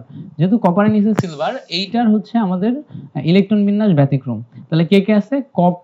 কপার, তারপর হচ্ছে তোমার মলিবডেনাম, ক্রোমিয়াম, সিলভার, এই কয়টার ইলেকট্রন বিন্যাস হচ্ছে আমাদের ব্যতিক্রম। ইলেকট্রন বিন্যাস কি? এরা ব্যতিক্রম। গ্রেট। এরপরে আসো পরবর্তী এমসিকিউতে যাই আমরা। পরবর্তী এমসিকিউ যদি একটু দেখার চেষ্টা করি, পরবর্তী এমসিকিউ বলছে যে আইসোটোনের উদাহরণ নিচের কোনটি হবে? আইসোটোনের উদাহরণ নিচের কোনটি হবে? এটা আমাদের একটু দেখতে হবে যে আইসোটোনের উদাহরণ কোনটি। এবার আইসোটোনের উদাহরণ মানে কি, আইসোটন মানে কি নিউট্রন সংখ্যা সমান। সো আমাদের একটু বাদ দিয়ে দিয়ে দেখতে হবে কোনটা নিউট্রন সংখ্যা সমান। সো বাদ দিয়ে দিয়ে যদি তুমি দেখো, প্রথমে ক নাম্বারে 13 থেকে 7 বাদ দাও, সো 6 থাকে। আর 13 থেকে 7 বাদ দিলে কত থাকে? 7 7 14, 6 থাকে। আর 13 থেকে 6 বাদ দাও দিলে হচ্ছে আমাদের 7 থাকে। ওকে, তাহলে এই জায়গায় নিউটন সংখ্যা সমান হচ্ছে না। 40 থেকে 18 বাদ দাও, 22 থাকে। 40 থেকে 20 বাদ দাও, তাহলে কত থাকে? 20 থাকে। পরেরটা 40 থেকে 20 বাদ দাও, 20 থাকে। 40 থেকে 19 বাদ দাও, 21 থাকে। লাস্টেরটা দেখো, 31 থেকে 15 বাদ দাও, কত থাকে? 16। 32 থেকে 16 বাদ দাও, কত থাকে? 16। সো লাস্টেরটাই যেহেতু আমাদের নিউট্রন সংখ্যা সমান, এটা কিন্তু আইসোটন হিসেবে কাজ করবে। এবার বলছে নিচের কোন আয়নটি অধিক স্থিতিশীল? এটা কি copper plus ion. Copper plus ion হচ্ছে অধিক স্থিতিশীল। কপার প্লাস না, কপার 2 প্লাস হওয়ার কথা। কপার প্লাস হচ্ছে কপার 2 প্লাস হওয়ার কথা। কেন? সিম্পলি চিন্তা করো, দেখো কপারের ক্ষেত্রে কপারের ইলেকট্রন বিন্যাস যদি দেখো, কপারের ক্ষেত্রে ব্যতিক্রম ইলেকট্রন বিন্যাস ছিল 3d10 এবং 4s1। এখন এই 3d10 এবং 4s1 এর যখন দুইটা ইলেকট্রন আমরা ছেড়ে দিচ্ছি, তখন 4s এ ইলেকট্রন হয়ে যাচ্ছে 0, আর 3d তে ইলেকট্রন হয়ে যাচ্ছে কয়টা? 9টা। এই যে 3d তে 9টা ইলেকট্রন হলো, 4s ইলেকট্রন 0 হলো, অস্থিতিশীল ইলেকট্রন। দেখো 4s এর 3d9 এর পরে যে 10 নম্বর ইলেকট্রন ছিল, এটা তো এটার ইলেকট্রন না, লাস্টের ইলেকট্রন। সো লাস্টের ইলেকট্রনটা যদি আমরা ছেড়ে দিই, অর্থাৎ 4s এর প্রাপ্য দুইটা ইলেকট্রনকে যদি আমরা ছেড়ে দিই, তাহলে যতটুকু এখানে থাকার কথা ততটুকুই থাকবে। সো তখন এটা কি হয়ে যাবে? সুস্থিতিশীল হয়ে যাবে। ঠিক আছে, সো কপার 2 প্লাস আয়ন অধিক পরিমাণে সুস্থিতিশীল, এটা মুখস্থ করবে। এবার হচ্ছে দেখো নিচের কোন ক্ষেত্রে বোর তত্ত্ব প্রযোজ্য নয়? সো বোর তত্ত্ব প্রযোজ্য যেটার ইলেকট্রন সংখ্যা 1, একটা ইলেকট্রন বিশিষ্ট পরমাণুর জন্য বোর তত্ত্ব প্রযোজ্য। যেমন হাইড্রোজেনের জন্য বোর তত্ত্ব প্রযোজ্য। হাইড্রোজেন প্লাসে কয়টা ইলেকট্রন বলো তো? হাইড্রোজেন প্লাস ইলেকট্রন সংখ্যা 0। ঠিক আছে, হিলিয়াম প্লাসে কিন্তু আমাদের ইলেকট্রন সংখ্যা 1, কারণ হিলিয়ামের দুইটা ইলেকট্রন, একটা চলে যায়। লিথিয়াম ইলেকট্রন সংখ্যা 3, লিথিয়াম 3 প্লাস ইলেকট্রন সংখ্যা আমাদের 1 হয়ে যায়। সো দেখো এই জায়গাতে প্রযোজ্য নয় হচ্ছে হাইড্রোজেন প্লাসে, কারণ হাইড্রোজেন প্লাস ইলেকট্রন সংখ্যা আমাদের 0। এবার বলতে দেখো হাইড্রোজেন পরমাণুর প্রথম কক্ষপথে ইলেকট্রনের শক্তি E1 হলে তৃতীয় কক্ষপথে ইলেকট্রনের শক্তি কত হবে? সো আমাদের En equals to E1 divided by n square। En equals to E1 divided by n square, এটা হচ্ছে আমাদের মেইন ফর্মুলা। তাহলে এখন আমাদের তৃতীয় কক্ষপথের শক্তি মানে E3 বের করতে বলছে। সো উপরে যাবে হচ্ছে আমাদের E1 divided by 3 এর স্কয়ার, মানে E1 divided by 9। সো আমরা যখন ইয়া নিব, তৃতীয় কক্ষপথের শক্তি নিব, তখন E1 divided by 9 পাবো। সো অপশন ক বা এ নাম্বার হচ্ছে আমাদের জন্য এখানে রাইট আনসার। এবার বলছে হাইড্রোজেন পরমাণুর পারমাণবিক বর্ণালী কোন সিরিজের দৃশ্যমান অঞ্চলের রশ্মি দেখা যায়? সো বামার সিরিজে দৃশ্যমান অঞ্চল দেখা যায়, Lyman Balmer Paschen Brackett Pfund. So Balmer যখন পাবা তখন হচ্ছে দৃশ্যমান। এবার বলছে সহকারী কোয়ান্টাম সংখ্যার মান 2 হলে m এর মান কয়টি? সহকারী কোয়ান্টাম সংখ্যা মানে কি? l। l এর ভ্যালু 2 হলে আমাদের ভ্যালু আসে 0 plus minus 1 plus minus 2। So তখন আমাদের m এর ভ্যালু আসে কয়টা? 5টা। m এর ভ্যালু কয়টা আসে? 5টা। দেখো এখানে 2টা, এখানে 2টা, এখানে একটা, 5টা। এবার বলছে আয়রন 2 প্লাস আয়নের d অরবিটালে কয়টি ইলেকট্রন থাকে? সো আয়রন 2 প্লাস আয়নের d অরবিটালে কয়টি ইলেকট্রন থাকে? সো আয়রনের টোটাল ইলেকট্রন সংখ্যা হচ্ছে আমাদের 26টা। 26টার ভিতরে দেখো প্রথমে আমাদের আর্গনে যায় 18টা, তারপরে 3d তে এবং 4s এ যদি চিন্তা করো, 3d তে যাবে হচ্ছে 2টা, 4s এ যাবে 2টা এবং 3d তে যাবে হচ্ছে 6টা। এভাবে কিন্তু আমরা ইলেকট্রন বিন্যাস করি। এবার যখনই আয়রন 2 প্লাস করব, তখন এই 4s থেকে 2টা ইলেকট্রন চলে যাবে, অর্থাৎ 3d তে 6টা ইলেকট্রন থাকবে। অর্থাৎ d অরবিটাল ইলেকট্রন সংখ্যা কত? আমাদের 6। ঠিক আছে, সো d অরবিটাল ইলেকট্রন সংখ্যা কত আমাদের? এখান থেকে আমরা পাচ্ছি হচ্ছে 6। ওকে, এই পর্যন্ত আমাদের ক্লিয়ার। এবার বলছে দেখো কোন অরবিটালটি সম্ভব? 3f অসম্ভব। ঠিক আছে, 3d এইটা সম্ভব। ঠিক আছে, তাহলে কোনটি সম্ভব? 3d। 2d ও অসম্ভব, 1p অসম্ভব। কারণ কি দেখো, কারণ হচ্ছে আমরা জানি 1s 2s 2p 3s 3p 3d, তারপর হচ্ছে 4s 4p 4d 4f, এই পর্যন্ত আসে। সো 3 তে f হয় না, আর 2 তে হচ্ছে d হয় না। সো 3 তে d হয়, এইটা হচ্ছে আমাদের সম্ভব। সো মুখস্থ, এগুলা মুখস্থ থাকলে আরো বেশি ভালো বোঝা যায়, হিসাব করে করেও বের করা যায়, বাট এত হিসাব শিখে কি হবে বলো? মুখস্থ যেই জিনিসপত্রগুলো আছে এটা মুখস্থ রেখেই তুমি মনে রাখতে পারবা। এবার বলছে দেখো পরমাণুর দ্বিতীয় কক্ষপথে একটি ইলেকট্রনের জন্য কৌণিক ভরবেগের মান নির্ণয়ের সমীকরণ কোনটা? দ্বিতীয় কক্ষপথে কৌণিক ভরবেগ mvr ইকুয়ালস টু আমাদের ফর্মুলা ছিল nh divided by 2 pi. n এর ভ্যালু দেখো 2, তাই না? n এর ভ্যালু 2, কারণ কি দ্বিতীয় কক্ষপথ, so 2h divided by 2 pi, so 2 2 কেটে যে h divided by pi, h divided by pi, so mvr equals to h divided by pi, অর্থাৎ গ নাম্বার হচ্ছে আমাদের কারেক্ট আনসার। এবার বলছে দেখো নিচের কোনটির ক্ষেত্রে বোরের পরমাণু মডেল প্রযোজ্য?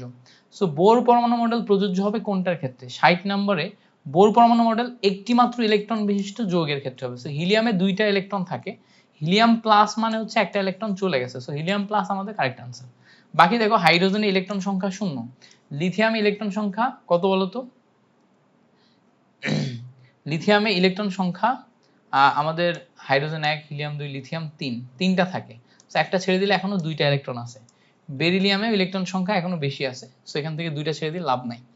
এবার বলছে পরমাণু তৃতীয় শক্তি স্তরে মোট অরবিটাল সংখ্যা কত? তৃতীয় শক্তি স্তরে মোট অরবিটাল সংখ্যা, আমরা মোট অরবিটাল সংখ্যা নির্ণয়ের ফর্মুলা জানি 2n স্কয়ার। টোটাল ইলেকট্রন সংখ্যা বের করার ফর্মুলা জানি 2n square, so 2n square মানে 2 ইনটু 3 এর স্কয়ার মানে 2 ইনটু 9 মানে হচ্ছে 18, সো 18 মোট ইলেকট্রন। তাহলে অরবিটাল কয়টা? অরবিটালের ফর্মুলা হচ্ছে n স্কয়ার মানে 3 এর স্কয়ার মানে হচ্ছে 9, সো অরবিটাল হচ্ছে আমাদের 9, মোট অরবিটাল সংখ্যা হচ্ছে 9, বাট ইলেকট্রন সংখ্যা কত? 18। এবার বলছে ক্যালসিয়াম পরমাণুর সর্ববহিষ্ঠ স্তরে 2টি ইলেকট্রনের 4টি কোয়ান্টাম সংখ্যা সেট বের করো। ক্যালসিয়ামের সর্ববহিষ্ঠ স্তর, সো ক্যালসিয়ামের ইলেকট্রন সংখ্যা কয়টা? 20। সো আর্গনের ইলেকট্রন বিন্যাস করার পর 4s2 আসে, আর্গনের ইলেকট্রন বিন্যাস করার পর কি আসে? 4s2, so n equals to 4, n equals two যদি 4 আসে, s এর ভ্যালু কত? 0, তাই না? s এর ভ্যালু 0, তাহলে s এর ভ্যালু 0 হলে l এর ভ্যালু 0, তাহলে এবার m এর ভ্যালু কি হবে? 0, আর হচ্ছে s এর ভ্যালু হচ্ছে প্লাস হাফ, ঠিক আছে? সো 4 0 0 প্লাস হাফ, এটা আসবে হচ্ছে ভ্যালু। সো আমরা দেখো 4 পাইলাম, 0 0 plus half, so plus half মানে প্লাস মাইনাস হাফ মানে প্লাস মাইনাস হাফ, সো এখান থেকে আমরা ক নাম্বার পাচ্ছি হচ্ছে কারেক্ট আনসার। ওকে, এরপর বলছে দেখো কপার পরমাণুর সর্ববহিষ্ঠ স্তরের ইলেকট্রন 4s1, 4s1 এর 4টি কোয়ান্টাম সংখ্যার সেট বের করো। সো 4s1 তার মানে কি n এর ভ্যালু আমাদের 4, s এর ভ্যালু মানে কি বলতো? s এর ভ্যালু মানে বের করতে হবে। সো s এর ভ্যালু মানে হচ্ছে s ইকুয়ালস টু 0, তার মানে l এর ভ্যালু আসে 0, l এর ভ্যালু 0 আসলে m এর ভ্যালু 0, s এর ভ্যালু আসে হচ্ছে আমাদের তখন প্লাস হাফ। সো আমাদের 4s1 এর জন্য ইলেকট্রন বিন্যাস আসবে n equals to 4, l equals to 0, m equals to 0 আর s equals to plus half। So এইটা প্রথমটা যদি খেয়াল করো দেখো l এর ভ্যালু 1 দেয়া আছে, এটা হবে না। দ্বিতীয়টা 4 0 0 প্লাস হাফ, সো এখানে আমাদের খ নাম্বার আসবে হচ্ছে কারেক্ট অ্যান্সার। সো এইভাবে আমরা হিসাব করব, হিসাব করে যেটা মিলবে সেইটার সাথে আমরা ম্যাচ করে তোমার হচ্ছে দেখে নিব। এরপরে বলছে দেখো যে 64 নাম্বার কোন পরমাণুর, 64 নাম্বার বলছে কি কোন পরমাণুর একটি ইলেকট্রনের জন্য 4টি কোয়ান্টাম সংখ্যার সেটটি সঠিক, সেখানে কোনটা সঠিক সেটা বের করতে হবে। সো ক নম্বরে আগে মিলাই, ক নম্বরে দেখো যখন n ইকুয়ালস টু 3 তখন l ইকুয়ালস টু আমাদের ভ্যালু আসবে কত? 0 1 2, তখন m এর ভ্যালু 0 1 2 এর জন্য 0 প্লাস মাইনাস 1 প্লাস মাইনাস 2, সেখানে যখন আমরা n ইকুয়ালস টু 3 নিছি, l এর মান 1 নিছি, তখন m এর মান কিন্তু আর 2 হবে না, 1 পর্যন্ত সীমাবদ্ধ হবে, 0 প্লাস মাইনাস 1, সো 0 এর জন্য 0, 1 এর জন্য 0 প্লাস মাইনাস 1, তাহলে এইটা আমাদের সঠিক না। ওকে, এবার n এর মান যখন আমার 1 তখন l এর মান 1 হবে না, l এর মান হবে 0, সেটাও সঠিক না। n এর মান যখন 2, l এর মান 1, এটা ঠিক আছে, l এর মান যখন 1 তখন m 0 s প্লাস হাফ, এটা সঠিক, মানে গ নাম্বার হচ্ছে আমাদের কারেক্ট আনসার। ঠিক আছে, দেখো এখানে l এর মান যখন 1 তখন m এর মান 2 সম্ভব না, তাহলে এটাও কিন্তু আমাদের ভুল, সো এখানে আমাদের গ নাম্বারটা কি কারেক্ট আনসার। এরপরে পরবর্তী এমসিকিউ দেখো, পরবর্তী এমসিকিউ বলছে উপশক্তি স্তরে ইলেকট্রন ধারণ ক্ষমতা নির্ণয়ের ফর্মুলা কোনটি? সো কয়টি ইলেকট্রন ধরে, সেটা হচ্ছে 2 × 12 + 1, এটা হচ্ছে ইলেকট্রন ধারণ ক্ষমতার ফর্মুলা। সো ঘ নাম্বার 2 × 12 + 1, এটা হচ্ছে ইলেকট্রন ধারণ ক্ষমতার ফর্মুলা। এবার বলছে নিচের কোন নিয়মের সাহায্যে একটি উপশক্তি স্তরে মোট ইলেকট্রন ধারণ ক্ষমতা নির্ণয় করা হয়? একটি উপশক্তি স্তরের মোট ইলেকট্রন ধারণ ক্ষমতা, সো একটি উপশক্তি স্তর s অথবা p অথবা d অথবা f, সো s এর কয়টা ইলেকট্রন ধারণ ক্ষমতা সেটা 2 × 12 + 1 এর সাহায্যে নির্ণয় করা হয়, এর সাহায্যে 2 × 12 + 1। চলে দেখো 65 66 নাম্বার এমসিকিউ কিন্তু একই এমসিকিউ, জাস্ট আমাদের ভাষাগত একটু পরিবর্তন আছে। এবার বলছে মৌলের পরমাণুর কোনটিতে সর্বোচ্চ 6টি ইলেকট্রন থাকতে পারে? মৌলের পরমাণুর কোনটিতে সর্বোচ্চ 6টি ইলেকট্রন থাকতে পারে? আমরা জানি p অরবিটালে p6 6টি ইলেকট্রন থাকে, সো এটা হবে p। বলছে নিচের কোন ইলেকট্রনের বিন্যাস অ্যালুমিনিয়াম 3+ এর বিন্যাসের মতো? সো অ্যালুমিনিয়াম 3+ মানে অ্যালুমিনিয়ামে 10টা ইলেকট্রন আছে। সো অ্যালুমিনিয়ামে 10টা ইলেকট্রন আছে, ঠিক আছে? অ্যালুমিনিয়াম 3+ মানে কি? অ্যালুমিনিয়ামে 10টা ইলেকট্রন আছে। এখন দেখো অক্সিজেন মাইনাস, অক্সিজেনে কয়টা? 8টা ইলেকট্রন। এবং মাইনাস মানে কি? আরেকটা ইলেকট্রন নিচ্ছে, মানে অক্সিজেনের টোটাল ইলেকট্রন সংখ্যা এখন কত? 9। ফ্লোরিনে দেখো, ফ্লোরিন মাইনাস, ফ্লোরিনে আগেই 9টা ইলেকট্রন ছিল, আর একটা ইলেকট্রন নেওয়ার পরে 10 হয়েছে। সো ফ্লোরিন মাইনাস মানে এখানে ইলেকট্রন সংখ্যা 10, অ্যালুমিনিয়াম 3+, এখানে ইলেকট্রন সংখ্যা 10, ঠিক আছে? সো এইটা আসবে হচ্ছে অপশন খ, আসবে হচ্ছে আমাদের কারেক্ট আনসার। অপশন খ আসবে কি আমাদের জন্য কারেক্ট আনসার। গ্রেট। এরপরে আসো আমরা পরবর্তী এমসিকিউ দেখি। পরবর্তী এমসিকিউ বলছে যে কপারের 29তম ইলেকট্রনটি কোন অরবিটালে প্রবেশ করে? কপারের 29তম ইলেকট্রনটি কিন্তু আমাদের হচ্ছে ডি অরবিটালে প্রবেশ করে, 3d10। সো ডি অরবিটালে প্রবেশ করবে, এখানে হচ্ছে আমাদের 3d10 হচ্ছে আমাদের কারেক্ট আনসার। এখন ব্যাপারটা কি একটু ভালো করে বোঝানোর চেষ্টা করি, ভালো করে বুঝবা। প্রথম কথা হচ্ছে যে আমাদের আর্গন পর্যন্ত ইলেকট্রন গেল, এরপর এখানে থাকলো হচ্ছে 3d, তারপরে থাকলো হচ্ছে 4s। এখন বলো 3d তে আগে ইলেকট্রন প্রবেশ করবে না 4s এ আগে ইলেকট্রন প্রবেশ করবে? অবশ্যই 4s এ। সো এই 4s ইলেকট্রন প্রবেশ করলো। এইবার এই জায়গাতে যে 5টা অরবিটাল আছে, এই জায়গাতে দেখো এইটা হচ্ছে আমাদের আর্গন, এটা হচ্ছে 19তম ইলেকট্রন। এটা কয়তম ইলেকট্রন? 19তম ইলেকট্রন। এটা হচ্ছে 20, 21, 22, 23, 24, 25, 26, 27, 28, 29। সো 29তম ইলেকট্রনটা 3d তে প্রবেশ করতেছে। এবার বলবে যে 19তম ইলেকট্রনের জন্য 4টি কোয়ান্টাম সংখ্যা সেট লিখো, তাহলে 19তম ইলেকট্রন কিন্তু 4s এ যায়। সো এটা মাথায় রেখে আমাদের 4টা কোয়ান্টাম সংখ্যা সেট লিখতে হবে। এরপর 70 নাম্বার বলছে যে 5s, 4p, 4f এগুলার ভিতরে কার শক্তি বেশি? আউকবাউন্ড নীতি মেনে চলে কে, সেই হিসাবে বের করতে বলছে। সো 5s মানে এখানে 5 আসবে ভ্যালু, 4p মানে এখানে কি আসবে বলতো? 4p মানে হচ্ছে 4 + 1 মানে 5, আর এই জায়গাতে দেখো 4f, 4f মানে 4 + 2 মানে হচ্ছে 6। তাহলে ইলেকট্রন বিন্যাস করলে 4s না 5s না 4b তে ইলেকট্রন আগে যাবে? অবশ্যই 4b তে ইলেকট্রন আগে যাবে, তারপরে 5s এ, তারপরে হচ্ছে কি বলতো 4f এ। So 4p, 5f, 4f। So 4p আগে, আমরা একটু দেখার চেষ্টা করি 4p আগে কোথায় আছে। 4p আগে এটা নাই, সো এটা কিন্তু আমাদের রং অ্যান্সার, ঠিক আছে? পরের অরবিটালটা একটু মিলিয়ে দেখি, পরের অরবিটালটা মেলে কিনা। এটা রং হলো, সো পরেরটা মেলে কিনা দেখি। এখানে থাকে হচ্ছে 3, এখানে থাকে হচ্ছে 4, আর এখানে থাকে হচ্ছে ডি এর ভ্যালু 5। সো এটা কিন্তু রাইট আনসার, 3, 4, 5 এটা কিন্তু রাইট আনসার। সো অপশন খ হচ্ছে আমাদের রাইট আনসার, ঠিক আছে? সো আশা করি এটা কিভাবে করলাম, 3, 4, 5 এটা তো কারেক্ট আনসার হওয়ার কথা। আগে 3s এ যাবে, তারপর 3p তে যাবে, তারপর 3d তে যাবে। আউকবাউন্ড নীতি মেনে চলে 3s, 3p, 3d। আচ্ছা 3d এর আগে, 3d এর আগে কিন্তু 4s এ যায় কেন? এটাও কিন্তু মেনে চলছে না, 3d এর আগে 4s এ যায় কেন? 3d তে আমাদের ভ্যালু আসে হচ্ছে আমাদের কত বলতো? আমাদের 5, আর 4s এ কত আসে? 4s এ আসে হচ্ছে 4। সো এটাও কিন্তু হচ্ছে না। এই জায়গাতে যদি দেখো 5s, 4d, 5p, এটা দেখো হচ্ছে এখানে 5, এখানে হচ্ছে 6, এখানে 6, 6, 6, আর এখানে হচ্ছে 5p মানে এটাও 6। সো 5p মানে যদি 6 হয় তাহলে প্রথমে এটাই, তারপর এটাই, তারপর এটাই। সো গ নাম্বার হচ্ছে আমাদের কারেক্ট আনসার। এরপরে বলছে আউকবাউন্ড নীতি অনুসারে নিচের কোন শক্তিক্রমটি সঠিক? আউকবাউন্ড নীতি অনুসারে নিচের কোন শক্তিক্রমটি সঠিক? সো সেম জিনিস আগে আমরা দেখছি 70 নাম্বার, এখন 71 নাম্বার দেখো। আমাদের এইবারটা একটা সুবিধা করে দিয়েছে, অরবিটাল গুলো একটু সুন্দর অরবিটাল দিয়েছে। সো 4s এ দেখো এখানে 4 আসে এখানে। সো আমরা একটু এইভাবে লিখে নিব sp df, এটা 0, এটা 1, এটা 2, এটা 3, এভাবে লিখে নিলে আমাদের মানগুলো হিসাব করতে সুবিধা হয়। সো p এর মান, d এর মান যেহেতু 2, সেখানে আমাদের আসে কত? 5। p এর মান যেহেতু 1, এখানে আসে হচ্ছে কত? 5। সো কোনটাতে আগে যাবে? অবশ্যই হচ্ছে তোমার ইয়াতে আগে যাবে, 3d তে আগে যাবে। সো এক নাম্বারই আমাদের কারেক্ট। না না, এক নাম্বার কারেক্ট না, এটা উল্টা দেয়া, দেখো উল্টাই দিছে। 4p তে আগে, 3d তে তারপর 4s, এটা উল্টাই দিছে, এটা হবে না, ঠিক আছে? সো এখানে দেখো 4p যদি আমরা দেখি, 4p তে আসে আমাদের ভ্যালু 5, এখানে আসে 4, সো এটা হচ্ছে না। এখানে দেখো 5p তে আমাদের ভ্যালু আসে হচ্ছে 6, আর এখানে আসে হচ্ছে 5, এখানে 4d তে আমাদের ভ্যালু আসে হচ্ছে 6, সো এটাও হচ্ছে না। ঘ নাম্বারে যদি আমরা একটু দেখার চেষ্টা করি, 4d তে আমাদের ভ্যালু আসে হচ্ছে 6, এখানে ভ্যালু আসে 6, এখানে ভ্যালু আসে 5। সো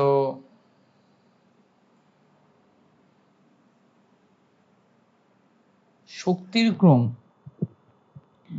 তাহলে কিন্তু আমাদের রাইট অ্যান্সার ছিল হচ্ছে ক নাম্বারটা। কেন ক নাম্বারটা হচ্ছে না বলাটা ভুল, কারণ ক নাম্বারে আমাদের শক্তির ক্রম চাইছে।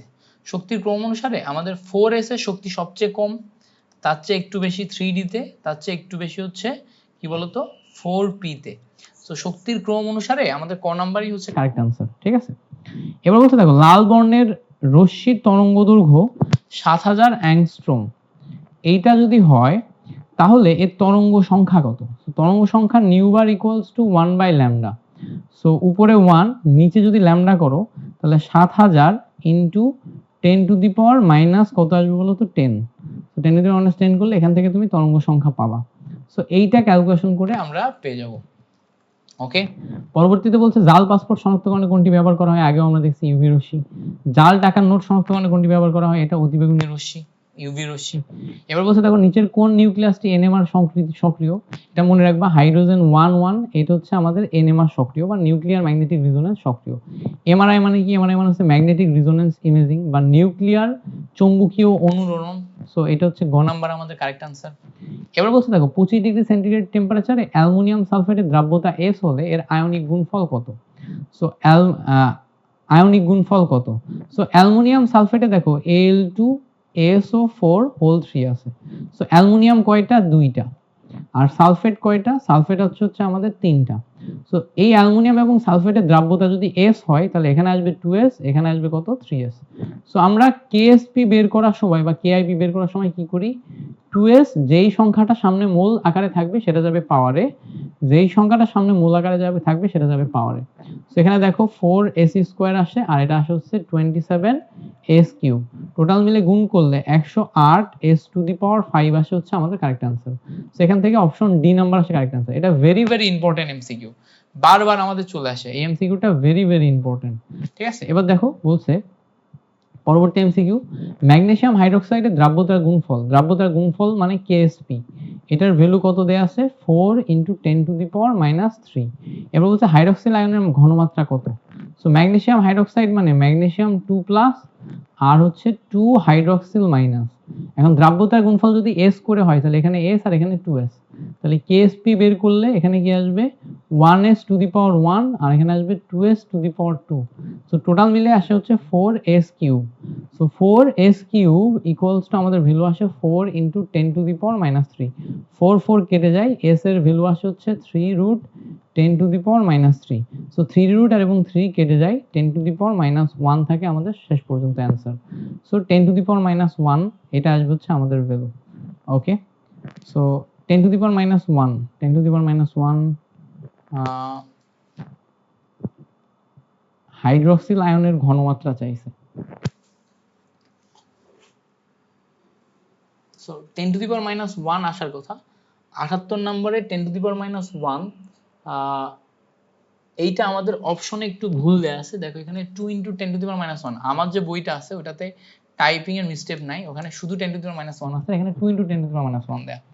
সো এটা টাইপিং এ মিস্টেক করা আছে, বাট অপশন ক নাম্বার হবে হচ্ছে আমাদের কারেক্ট আনসার।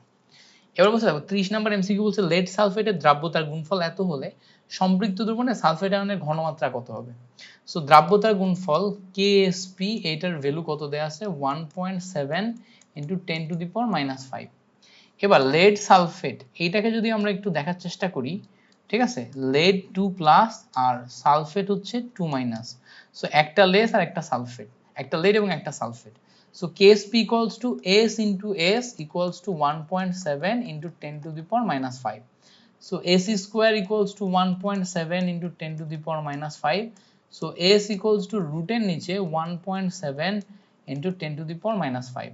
So এখানে যদি ক্যালকুলেশন দেখি, এখন দেখো এই জায়গাতে 1.7 কে আমরা 17 লিখতে পারি, into 10 to the power -6 লিখতে পারি, তার উপরে রুট।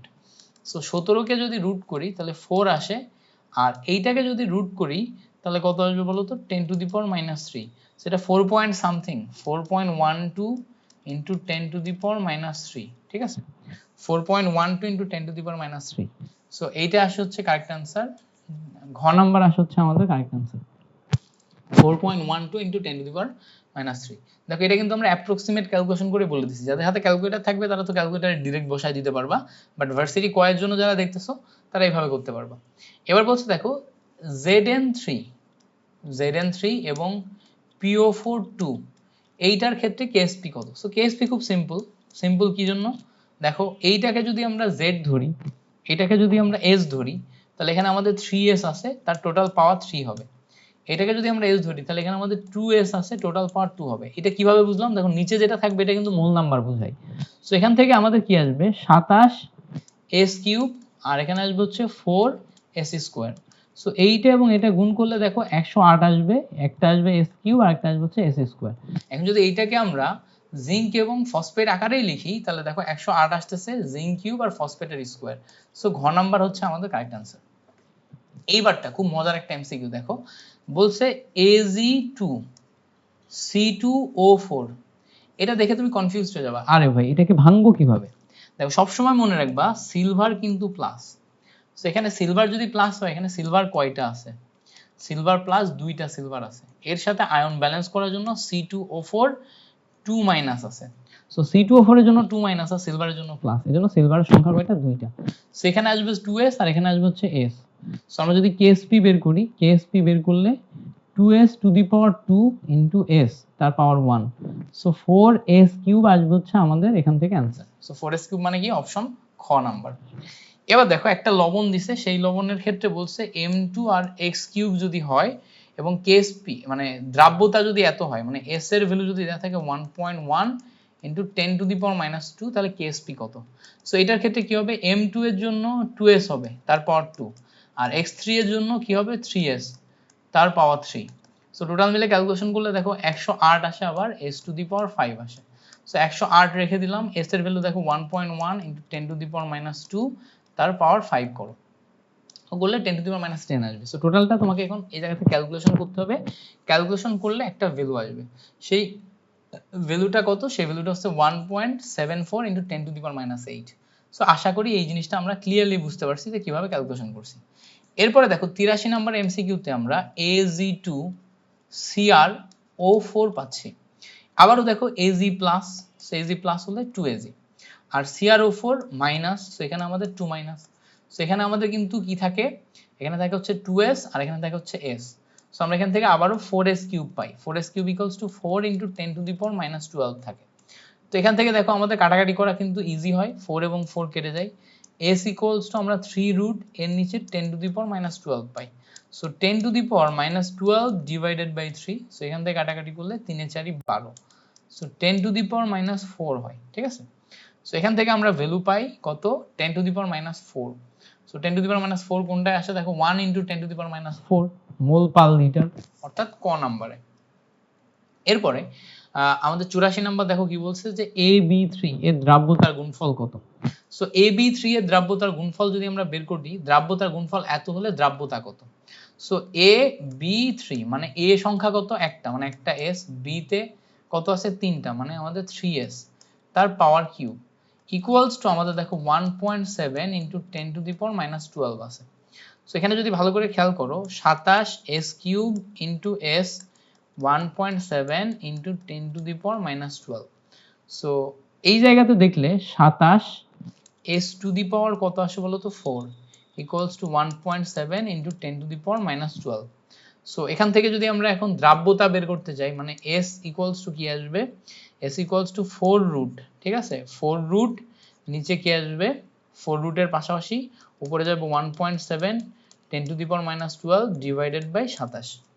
সো এখান থেকে আমরা পাবো, সো আমরা যদি একটু দেখার চেষ্টা করি কি কি আমরা পাচ্ছি। আমরা এই জায়গাতে 3 রুটের জায়গায় 4 রুট বসাবো, আমি একটু ক্যালকুলেটরে করতেছি, বুঝছো, ক্যালকুলেটরে করে এটা হিসাবটা মিলাই দেখি কত আসে, তাহলে তোমরা ভালো বুঝতে পারবা। 1.7 into 10 to the power -12। So এরপরে দেখো নিচে গেলে আমরা কত পাচ্ছি, 27 পাচ্ছি। সো এখান থেকে আমরা ভ্যালু আসছে হচ্ছে 5 into 10 to the power -4। So 5 into 10 to the power -4 মানে কি, অপশন গ হচ্ছে আমাদের জন্য কারেক্ট आंसर। এরপরে পরবর্তী এমসিকিউটা দেখো, বলছে 50 ml সম্পৃক্ত দ্রবণে 5 গ্রাম ক্যালসিয়াম ক্লোরাইড থাকলে প্রতি লিটারে কতগুলো আছে?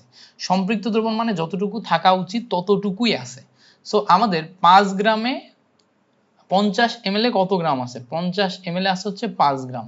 তাহলে 1 ml কত গ্রাম আছে? 5 ডিভাইডেড বাই 50। আর 1 লিটার মানে হচ্ছে 1000 ml। সো 1000 ml কত আছে? 5 ইনটু 1000 ডিভাইডেড বাই 50।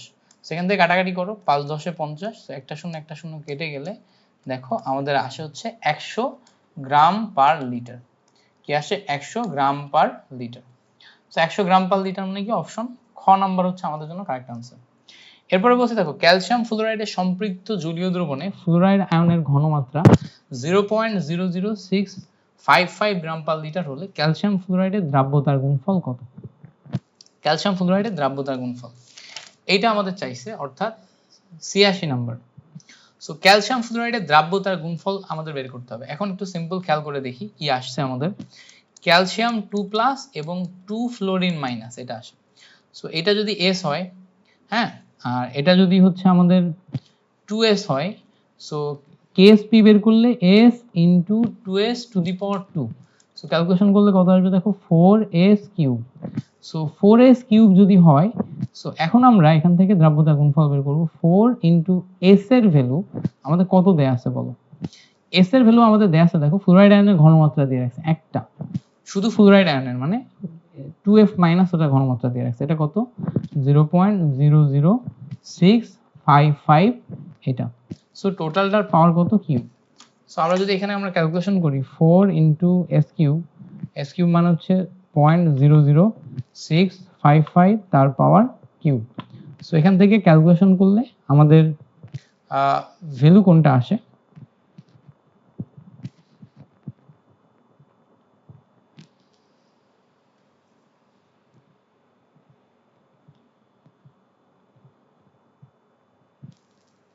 ওকে, এখানে আমাদের ছোট্ট একটা মানে আমাদের একটা ছোট্ট হয়তো ভুল হচ্ছে।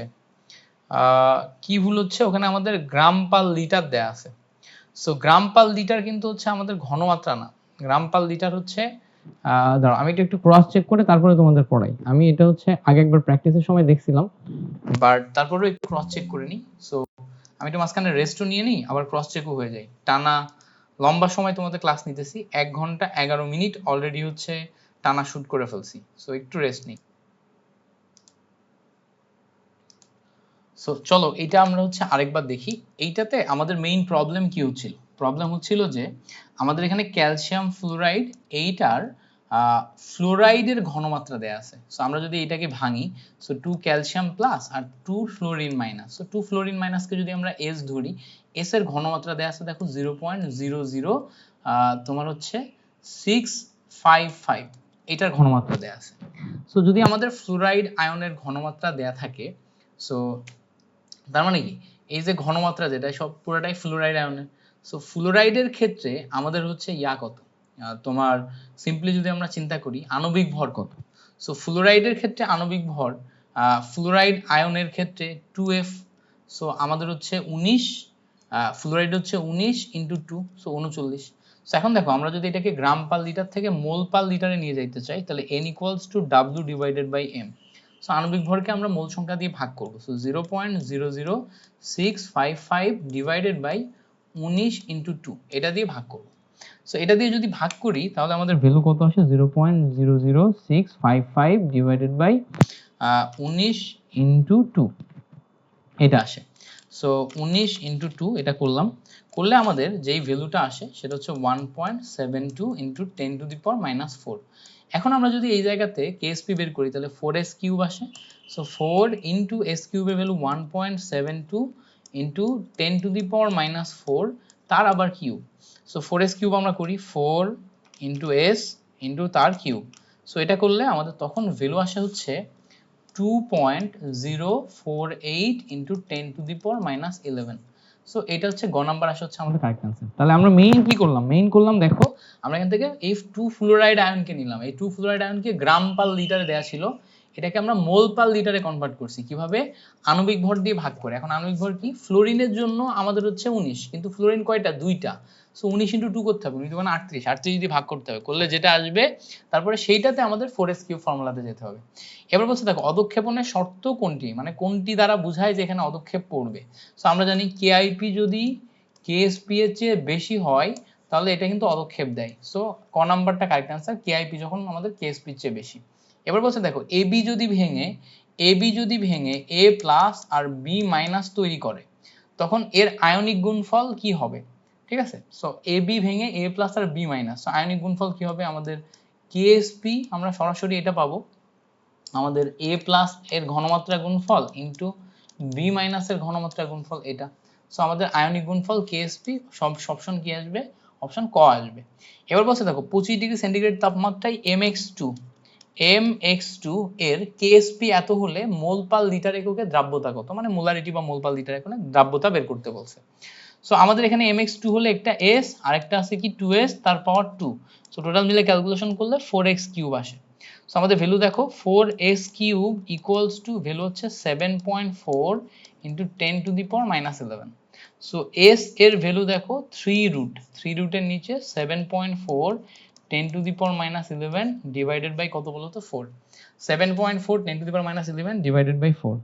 সো 3 রুটের নিচে আমরা যদি ক্যালকুলেশন করি 7.4 10⁻11 ডিভাইডেড বাই যদি আমরা হচ্ছে 4 করি তাহলে কত আসে এখান থেকে 2.64 ইনটু 10⁻⁻4 আসে।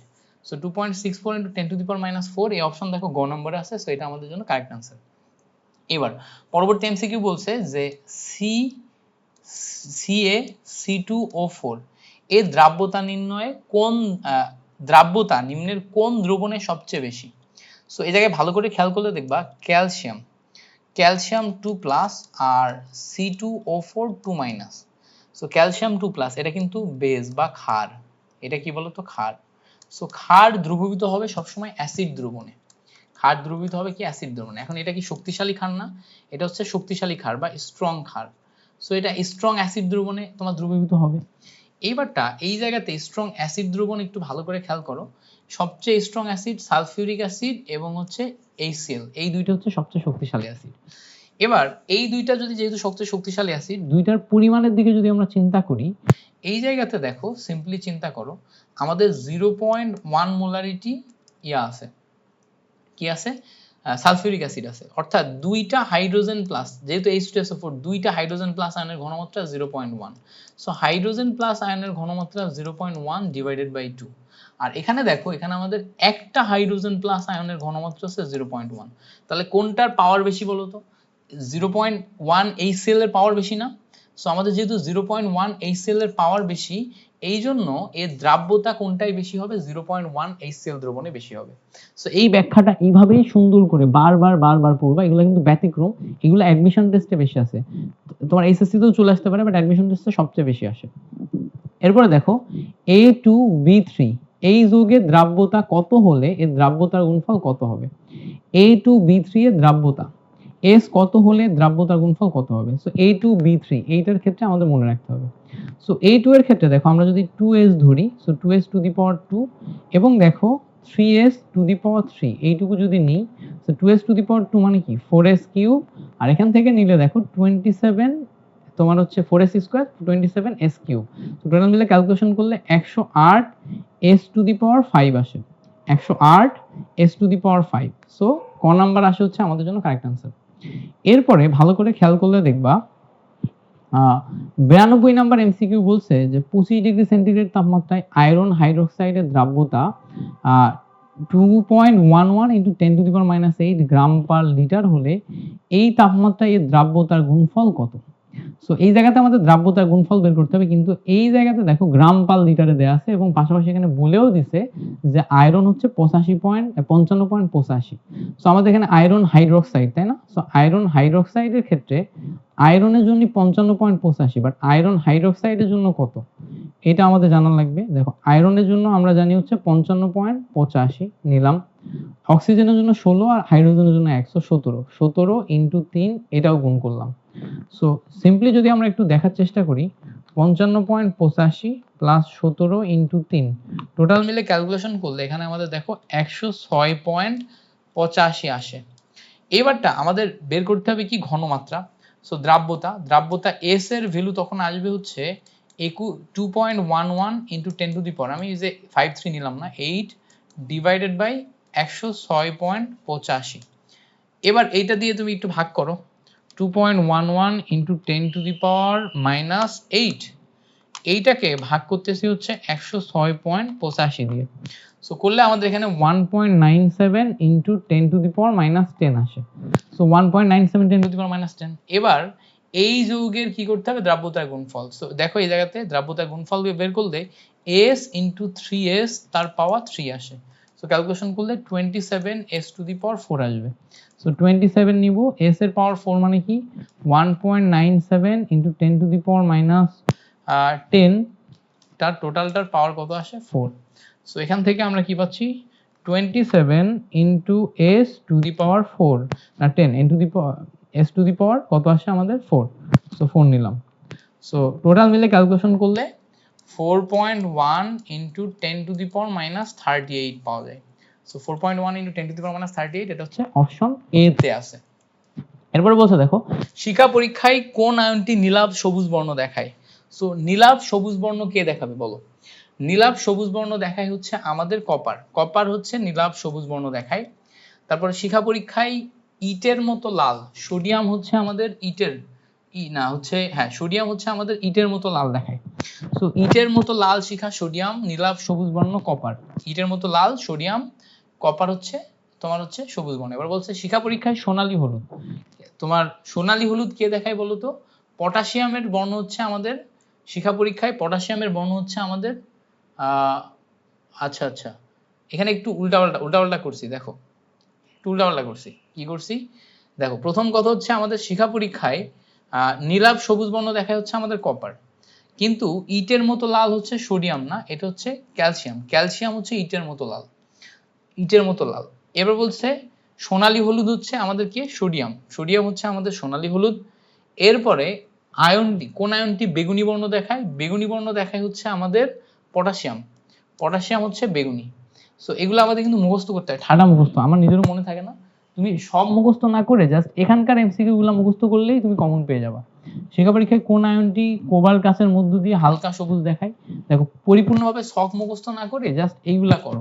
সো কোবাল্ট গাছের মধ্য দিয়ে ক্যালসিয়াম হচ্ছে হালকা সবুজ দেখায়, আর পটাশিয়াম যেটা এটা হচ্ছে গোলাপি লাল বর্ণের দেখায় তোমার হচ্ছে কোবাল্ট গ্লাস বা ব্লু গ্লাসের মধ্য দিয়ে।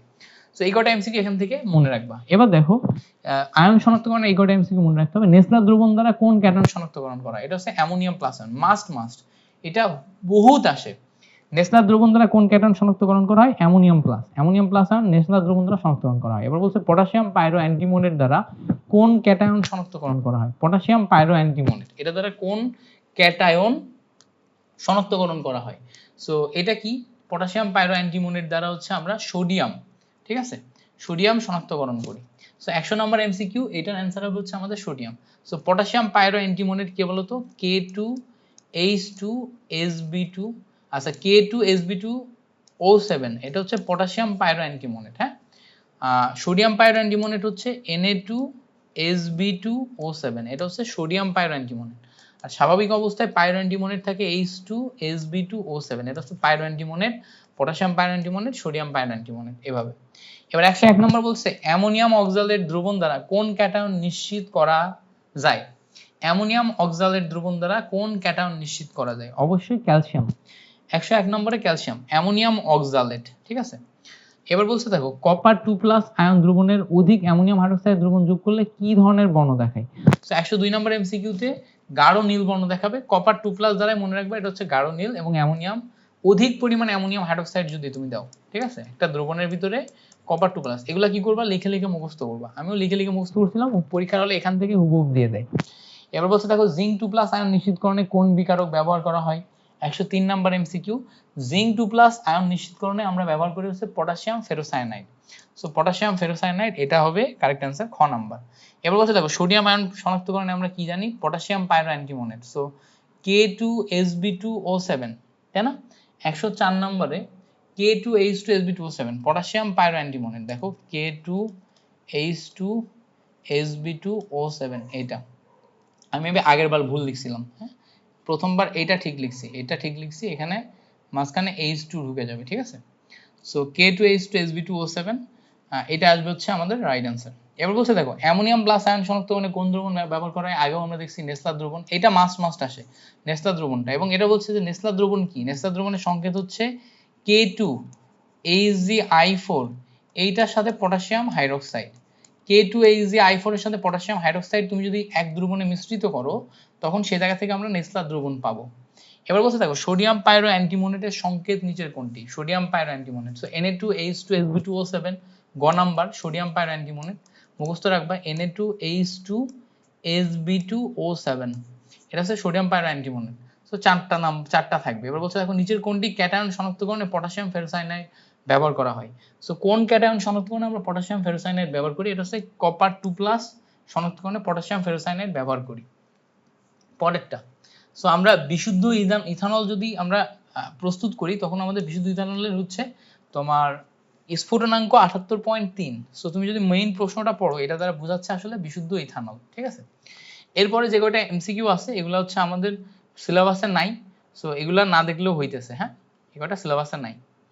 এরপরে পরবর্তীতে আমরা যদি একটু দেখার চেষ্টা করি সিলেবাসে যেগুলো নাই এগুলো বাদ দিয়ে আমরা যদি পরেগুলো যদি একটু দেখার চেষ্টা করি, এমসিকিউ গুলো আমরা আগেও দেখে আসছি। বলছে নিচের কোন আলোকরশ্মির তরঙ্গদৈর্ঘ্য সবচেয়ে বেশি, সো যে উপরে থাকবে তার তরঙ্গদৈর্ঘ্য সবচেয়ে বেশি, সো আর এম, radio wave, microwave, so microwave যেটা আছে তাহলে এটা তরঙ্গদৈর্ঘ্য সবচেয়ে বেশি, খ নাম্বার।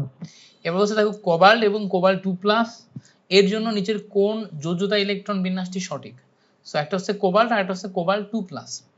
সো কোবাল্টের জন্য আমাদের পারমাণবিক সংখ্যা কত বলতে পারবা, সো কোবাল্টের জন্য আমাদের পারমাণবিক সংখ্যা হচ্ছে 27। এবার কোবাল্টের যেহেতু পারমাণবিক সংখ্যা 27 আমরা কি করব, আমরা প্রথমে আর্গনের ইলেকট্রন বিন্যাস নিব, তারপরে আমাদের 3d তে যাবে, এবার 4s এ আসবে। সো 4 এ যদি আমরা 2 দিই তাহলে 20 চলে গেল, 27 তাহলে এখানে কয়টা যাবে 7, তাহলে 3d 7 4s 2 এটা হওয়ার কথা। এবার যখন দুইটা ইলেকট্রন চলে যাবে তখন 4s এ কয়টা ইলেকট্রন হয়ে যাবে 0, তো 3d 7 4s 2 আর 3d 7 4s 0 এটা হচ্ছে কোবাল্ট এবং কোবাল্ট 2+ এর ইলেকট্রন বিন্যাস। এবার হচ্ছে দেখো নিচের কোন ইলেকট্রন বিন্যাসে সাধারণ নিয়মের ব্যতিক্রম, অবশ্যই ক্রোমিয়াম, ক্রোমিয়াম সাধারণ নিয়মের ব্যতিক্রম। এবার বলছে দেখো রিডবার্গ ধ্রুবক RH দ্বারা প্রকাশিত H এর পরমাণুর বর্ণালীর বামার সিরিজে সর্বনিম্ন তরঙ্গ বিকিরিত কত হবে, তো সর্বনিম্ন তরঙ্গ হওয়ার শর্ত হচ্ছে NL এর ভ্যালু হবে হচ্ছে বামার সিরিজের জন্য NL এর ভ্যালু হচ্ছে 2 আর NH এর ভ্যালু হবে হচ্ছে NL+1, NL+1 মানে হচ্ছে 2+1 3, সো সর্বনিম্ন জন্য শর্তই হচ্ছে একটা হচ্ছে NH = NL+1, ঠিক আছে, এটা হচ্ছে সর্বনিম্ন শর্ত। সো আমাদের এখানে তরঙ্গ সংখ্যা বের করতে বলছে, so new bar equals two RH into 1/NL এর স্কয়ার মাইনাস 1/NH এর স্কয়ার, সো RH থেকে গেল 1/NL মানে হচ্ছে 2 এর স্কয়ার, 1/NH মানে হচ্ছে কি 3 এর square, so RH 1/4 minus 1/9, so নিচে ক্যালকুলেশন করলে 4 নাম 36 নিচে আসে 9 - 4, সো সব মিলায় যদি ক্যালকুলেশন দেখো তাহলে কত আসবে 2 এবং ঠিক তার পরেরটা, তাহলে 4 এবং 9 4 নাম 36, সো উপরে আসবে হচ্ছে 5 নিচে আসবে হচ্ছে 36, সো 5 RH ডিভাইডেড বাই 36 এটা আসে, সো এটা দেখো হচ্ছে খ নাম্বার অপশনে আছে। এবার বলছে দেখো শিখা পরীক্ষায় ব্যবহৃত কোবাল্ট ব্লু গ্লাস নিচের কোন আলো দ্বারা সম্পূর্ণ শোষণ করে, সো শিখা পরীক্ষায় ব্যবহৃত আমাদের যে কোবাল্ট ব্লু গ্লাস আছে এটা কোনটা সোনালী হলুদ সম্পূর্ণ শোষণ করবে, ঠিক আছে, সেগুলো মুখস্থ করতে হবে, মুখস্থ করলে এগুলো তুমি পারবা। বলছে লবণের দ্রাব্যতার গুণফল নির্ণয়ে কোন দ্রবণ সবচেয়ে উপযোগী, এটা হচ্ছে স্যাচুরেটেড দ্রবণ, ঠিক আছে, লবণের দ্রাব্যতার গুণফল নির্ণয়ে কোন দ্রবণ সবচেয়ে বেশি উপযোগী, এটা হচ্ছে স্যাচুরেটেড দ্রবণ, স্যাচুরেটেড মানে সম্পৃক্ত দ্রবণ, ঠিক আছে। এবার বলছে দেখো দ্রাব্যতার গুণফল নির্ণয়ের ক্ষেত্রে কোন দ্রাব্যতার গুণফল নিচের কোন ক্ষেত্রে প্রযোজ্য, আমরা জানি স্বল্প দ্রবণীয় সমযোজী বা স্বল্প দ্রবণীয় যে সমস্ত লবণগুলো আছে সেগুলোর জন্য আমাদের দ্রাব্যতার গুণফল প্রযোজ্য, সো স্বল্প দ্রবণীয় লবণের ক্ষেত্রে, সো স্বল্প দ্রবণীয় লবণ যেটা সেটা কি সমযোজী যৌগ না আয়নিক যৌগ, অবশ্যই আয়নিক যৌগ, তাহলে স্বল্প দ্রবণীয় লবণ মানে স্বল্প দ্রবণীয় আয়নিক যৌগ। 123 নাম্বার এমসিকিউ এর অ্যানসার হচ্ছে গ নাম্বার। আর বলছে পরমাণুতে অরবিটালের ধারণা নিচের কোনটি থেকে পাওয়া যায়, তো সো পরমাণু থেকে অরবিটালের ধারণা তুমি কোনটি থেকে পাবা, এটা কিভাবে বের করবা? 104 নম্বর, আমরা জানি হচ্ছে কোয়ান্টাম বলবিদ্যা থেকে আমরা অরবিটালের ধারণা পাই, যেমন প্রধান কোয়ান্টাম সংখ্যা, সহকারী কোয়ান্টাম সংখ্যা, ম্যাগনেটিক, তারপরে চৌম্বকীয়, এগুলা সব কি অরবিটালের ধারণা দেয়, অরবিটালের ধারণা দেয়। বলছে কোন আলোক রশ্মির তরঙ্গদৈর্ঘ্য 540 ন্যানোমিটার এবং এই বিকিরণের বর্ণ কোনটি? যখন 540 ন্যানোমিটার তখন হচ্ছে আমাদের বিকিরণের বর্ণ কোনটা আসবে? 540 ন্যানোমিটারের জন্য আমাদের বর্ণ হচ্ছে সবুজ। সো এখানে আমাদের বর্ণের যেই একটা রেঞ্জ আছে এটা মুখস্থ করতে হয়, বাট তুমি শুধু সবুজটা মনে রাখবা যে সবুজের জন্য হচ্ছে 540 ন্যানোমিটার। এবার বলছে পঞ্চম শক্তি স্তর ইলেকট্রন ধারণ ক্ষমতা কত? ইলেকট্রন ধারণ ক্ষমতার ফর্মুলা হচ্ছে 2n স্কয়ার। সো 2 * 5 এর স্কয়ার, 5 × 5 = 25, 25 × 2 = 50। সেখান থেকে অপশন আসে খ। এবার বলছে 2p অরবিটালের জন্য nl এর মান কত? সো 2p অরবিটাল, n এর ভ্যালু হচ্ছে 2 এবং p এর ভ্যালু দেখো হচ্ছে 1। সো 2p অরবিটালে কি আসবে হচ্ছে 2 1।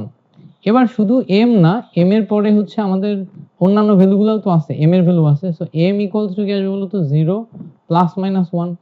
সো p অরবিটালের জন্য তোমার কি আসতেছে 0 ± 1 মানে কি 0 + 1 - 1। সো আমাদের অপশন খ নাম্বারটা কারেক্ট আসতেছে যে 2 1 0 -1 + 1। সো খ নাম্বারটা আমাদের জন্য কারেক্ট অ্যান্সার। এবার বলছে ডি উপশক্তি স্তরে অনুমোদিত চৌম্বকীয় কোয়ান্টাম সংখ্যার মান কি?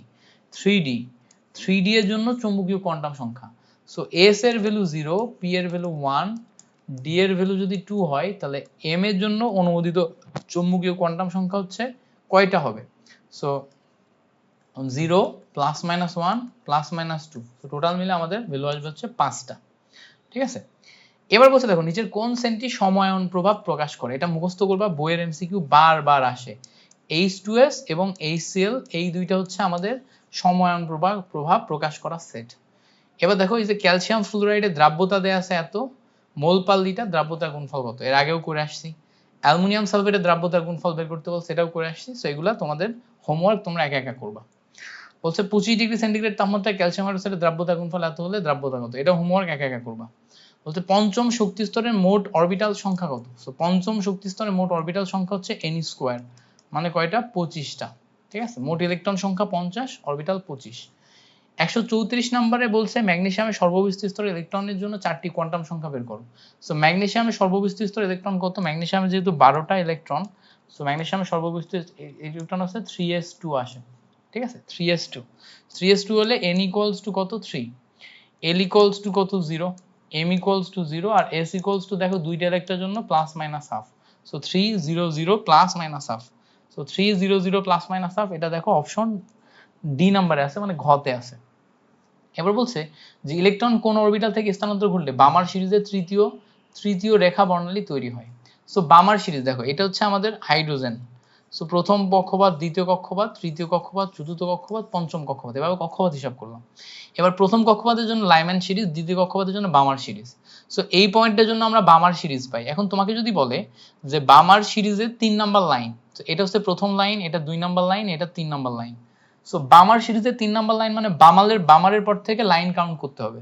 সো এটা প্রথম কক্ষপথ, এটা দ্বিতীয়, এটা তৃতীয়, এটা চতুর্থ, এটা পঞ্চম, অর্থাৎ 3 নাম্বার লাইন কক্ষপথ হচ্ছে পঞ্চম। সো NH = 5 আর NL = কত? বামার সিরিজের জন্য 2। সো আমরা 5 নাম্বার থেকে যদি 2 নাম্বার কক্ষপথে নিয়ে যাই তাহলে বামার সিরিজের 3 নাম্বার লাইন পাবো। সো 5 নাম্বার থেকে 2 নাম্বার, অর্থাৎ অপশন আসতেছে হচ্ছে কত বলতো? অপশন আসতেছে হচ্ছে গ নাম্বার বা সি নাম্বার। এবার বলছে ক্রোমিয়াম পরমাণুতে বিদ্যমান বিজোড় ইলেকট্রন সংখ্যা কত? সো ক্রোমিয়াম পরমাণুতে আমরা আগেও দেখছি ক্রোমিয়াম ইলেকট্রন বিন্যাস করলে 3d5 আর 4s এ 1 আসে। ঠিক আছে, সো এখানে টোটাল বিজোড় ইলেকট্রন সংখ্যা থাকে হচ্ছে 6টা। নিচের কোন বর্ণের আলোকরশ্মি ফোটনের শক্তি সর্বাধিক? So VI BG YO R, এই যে তোমার বেনি আসহ কলা, এইটা হিসাব করে আমাদের বের করতে হয় যে কোনটার তোমার ফোটনের শক্তি সর্বাধিক। এখন ফোটনের শক্তি সর্বাধিক = কি বলতো? hc/λ। তাহলে ল্যামডা যার কম তার শক্তি সর্বাধিক হবে। সো ল্যামডা কম কার, এটা আমাদের বের করতে হবে। সো 137 নম্বরে দেখো বেগুনি যেটা আছে, বেগুনিতে আমাদের ভায়োলেট বা বেগুনি যেটা আছে এইটাতে হচ্ছে আমাদের ল্যামডা কম, তাহলে এটার তোমার সবচেয়ে বেশি, শক্তি সবচেয়ে বেশি। ঠিক আছে, এবার বলছে ক্রোমাটোগ্রাফি, এটা আমাদের সিলেবাসে নাই। স্টিম পাতন, এটাও সিলেবাসে নাই।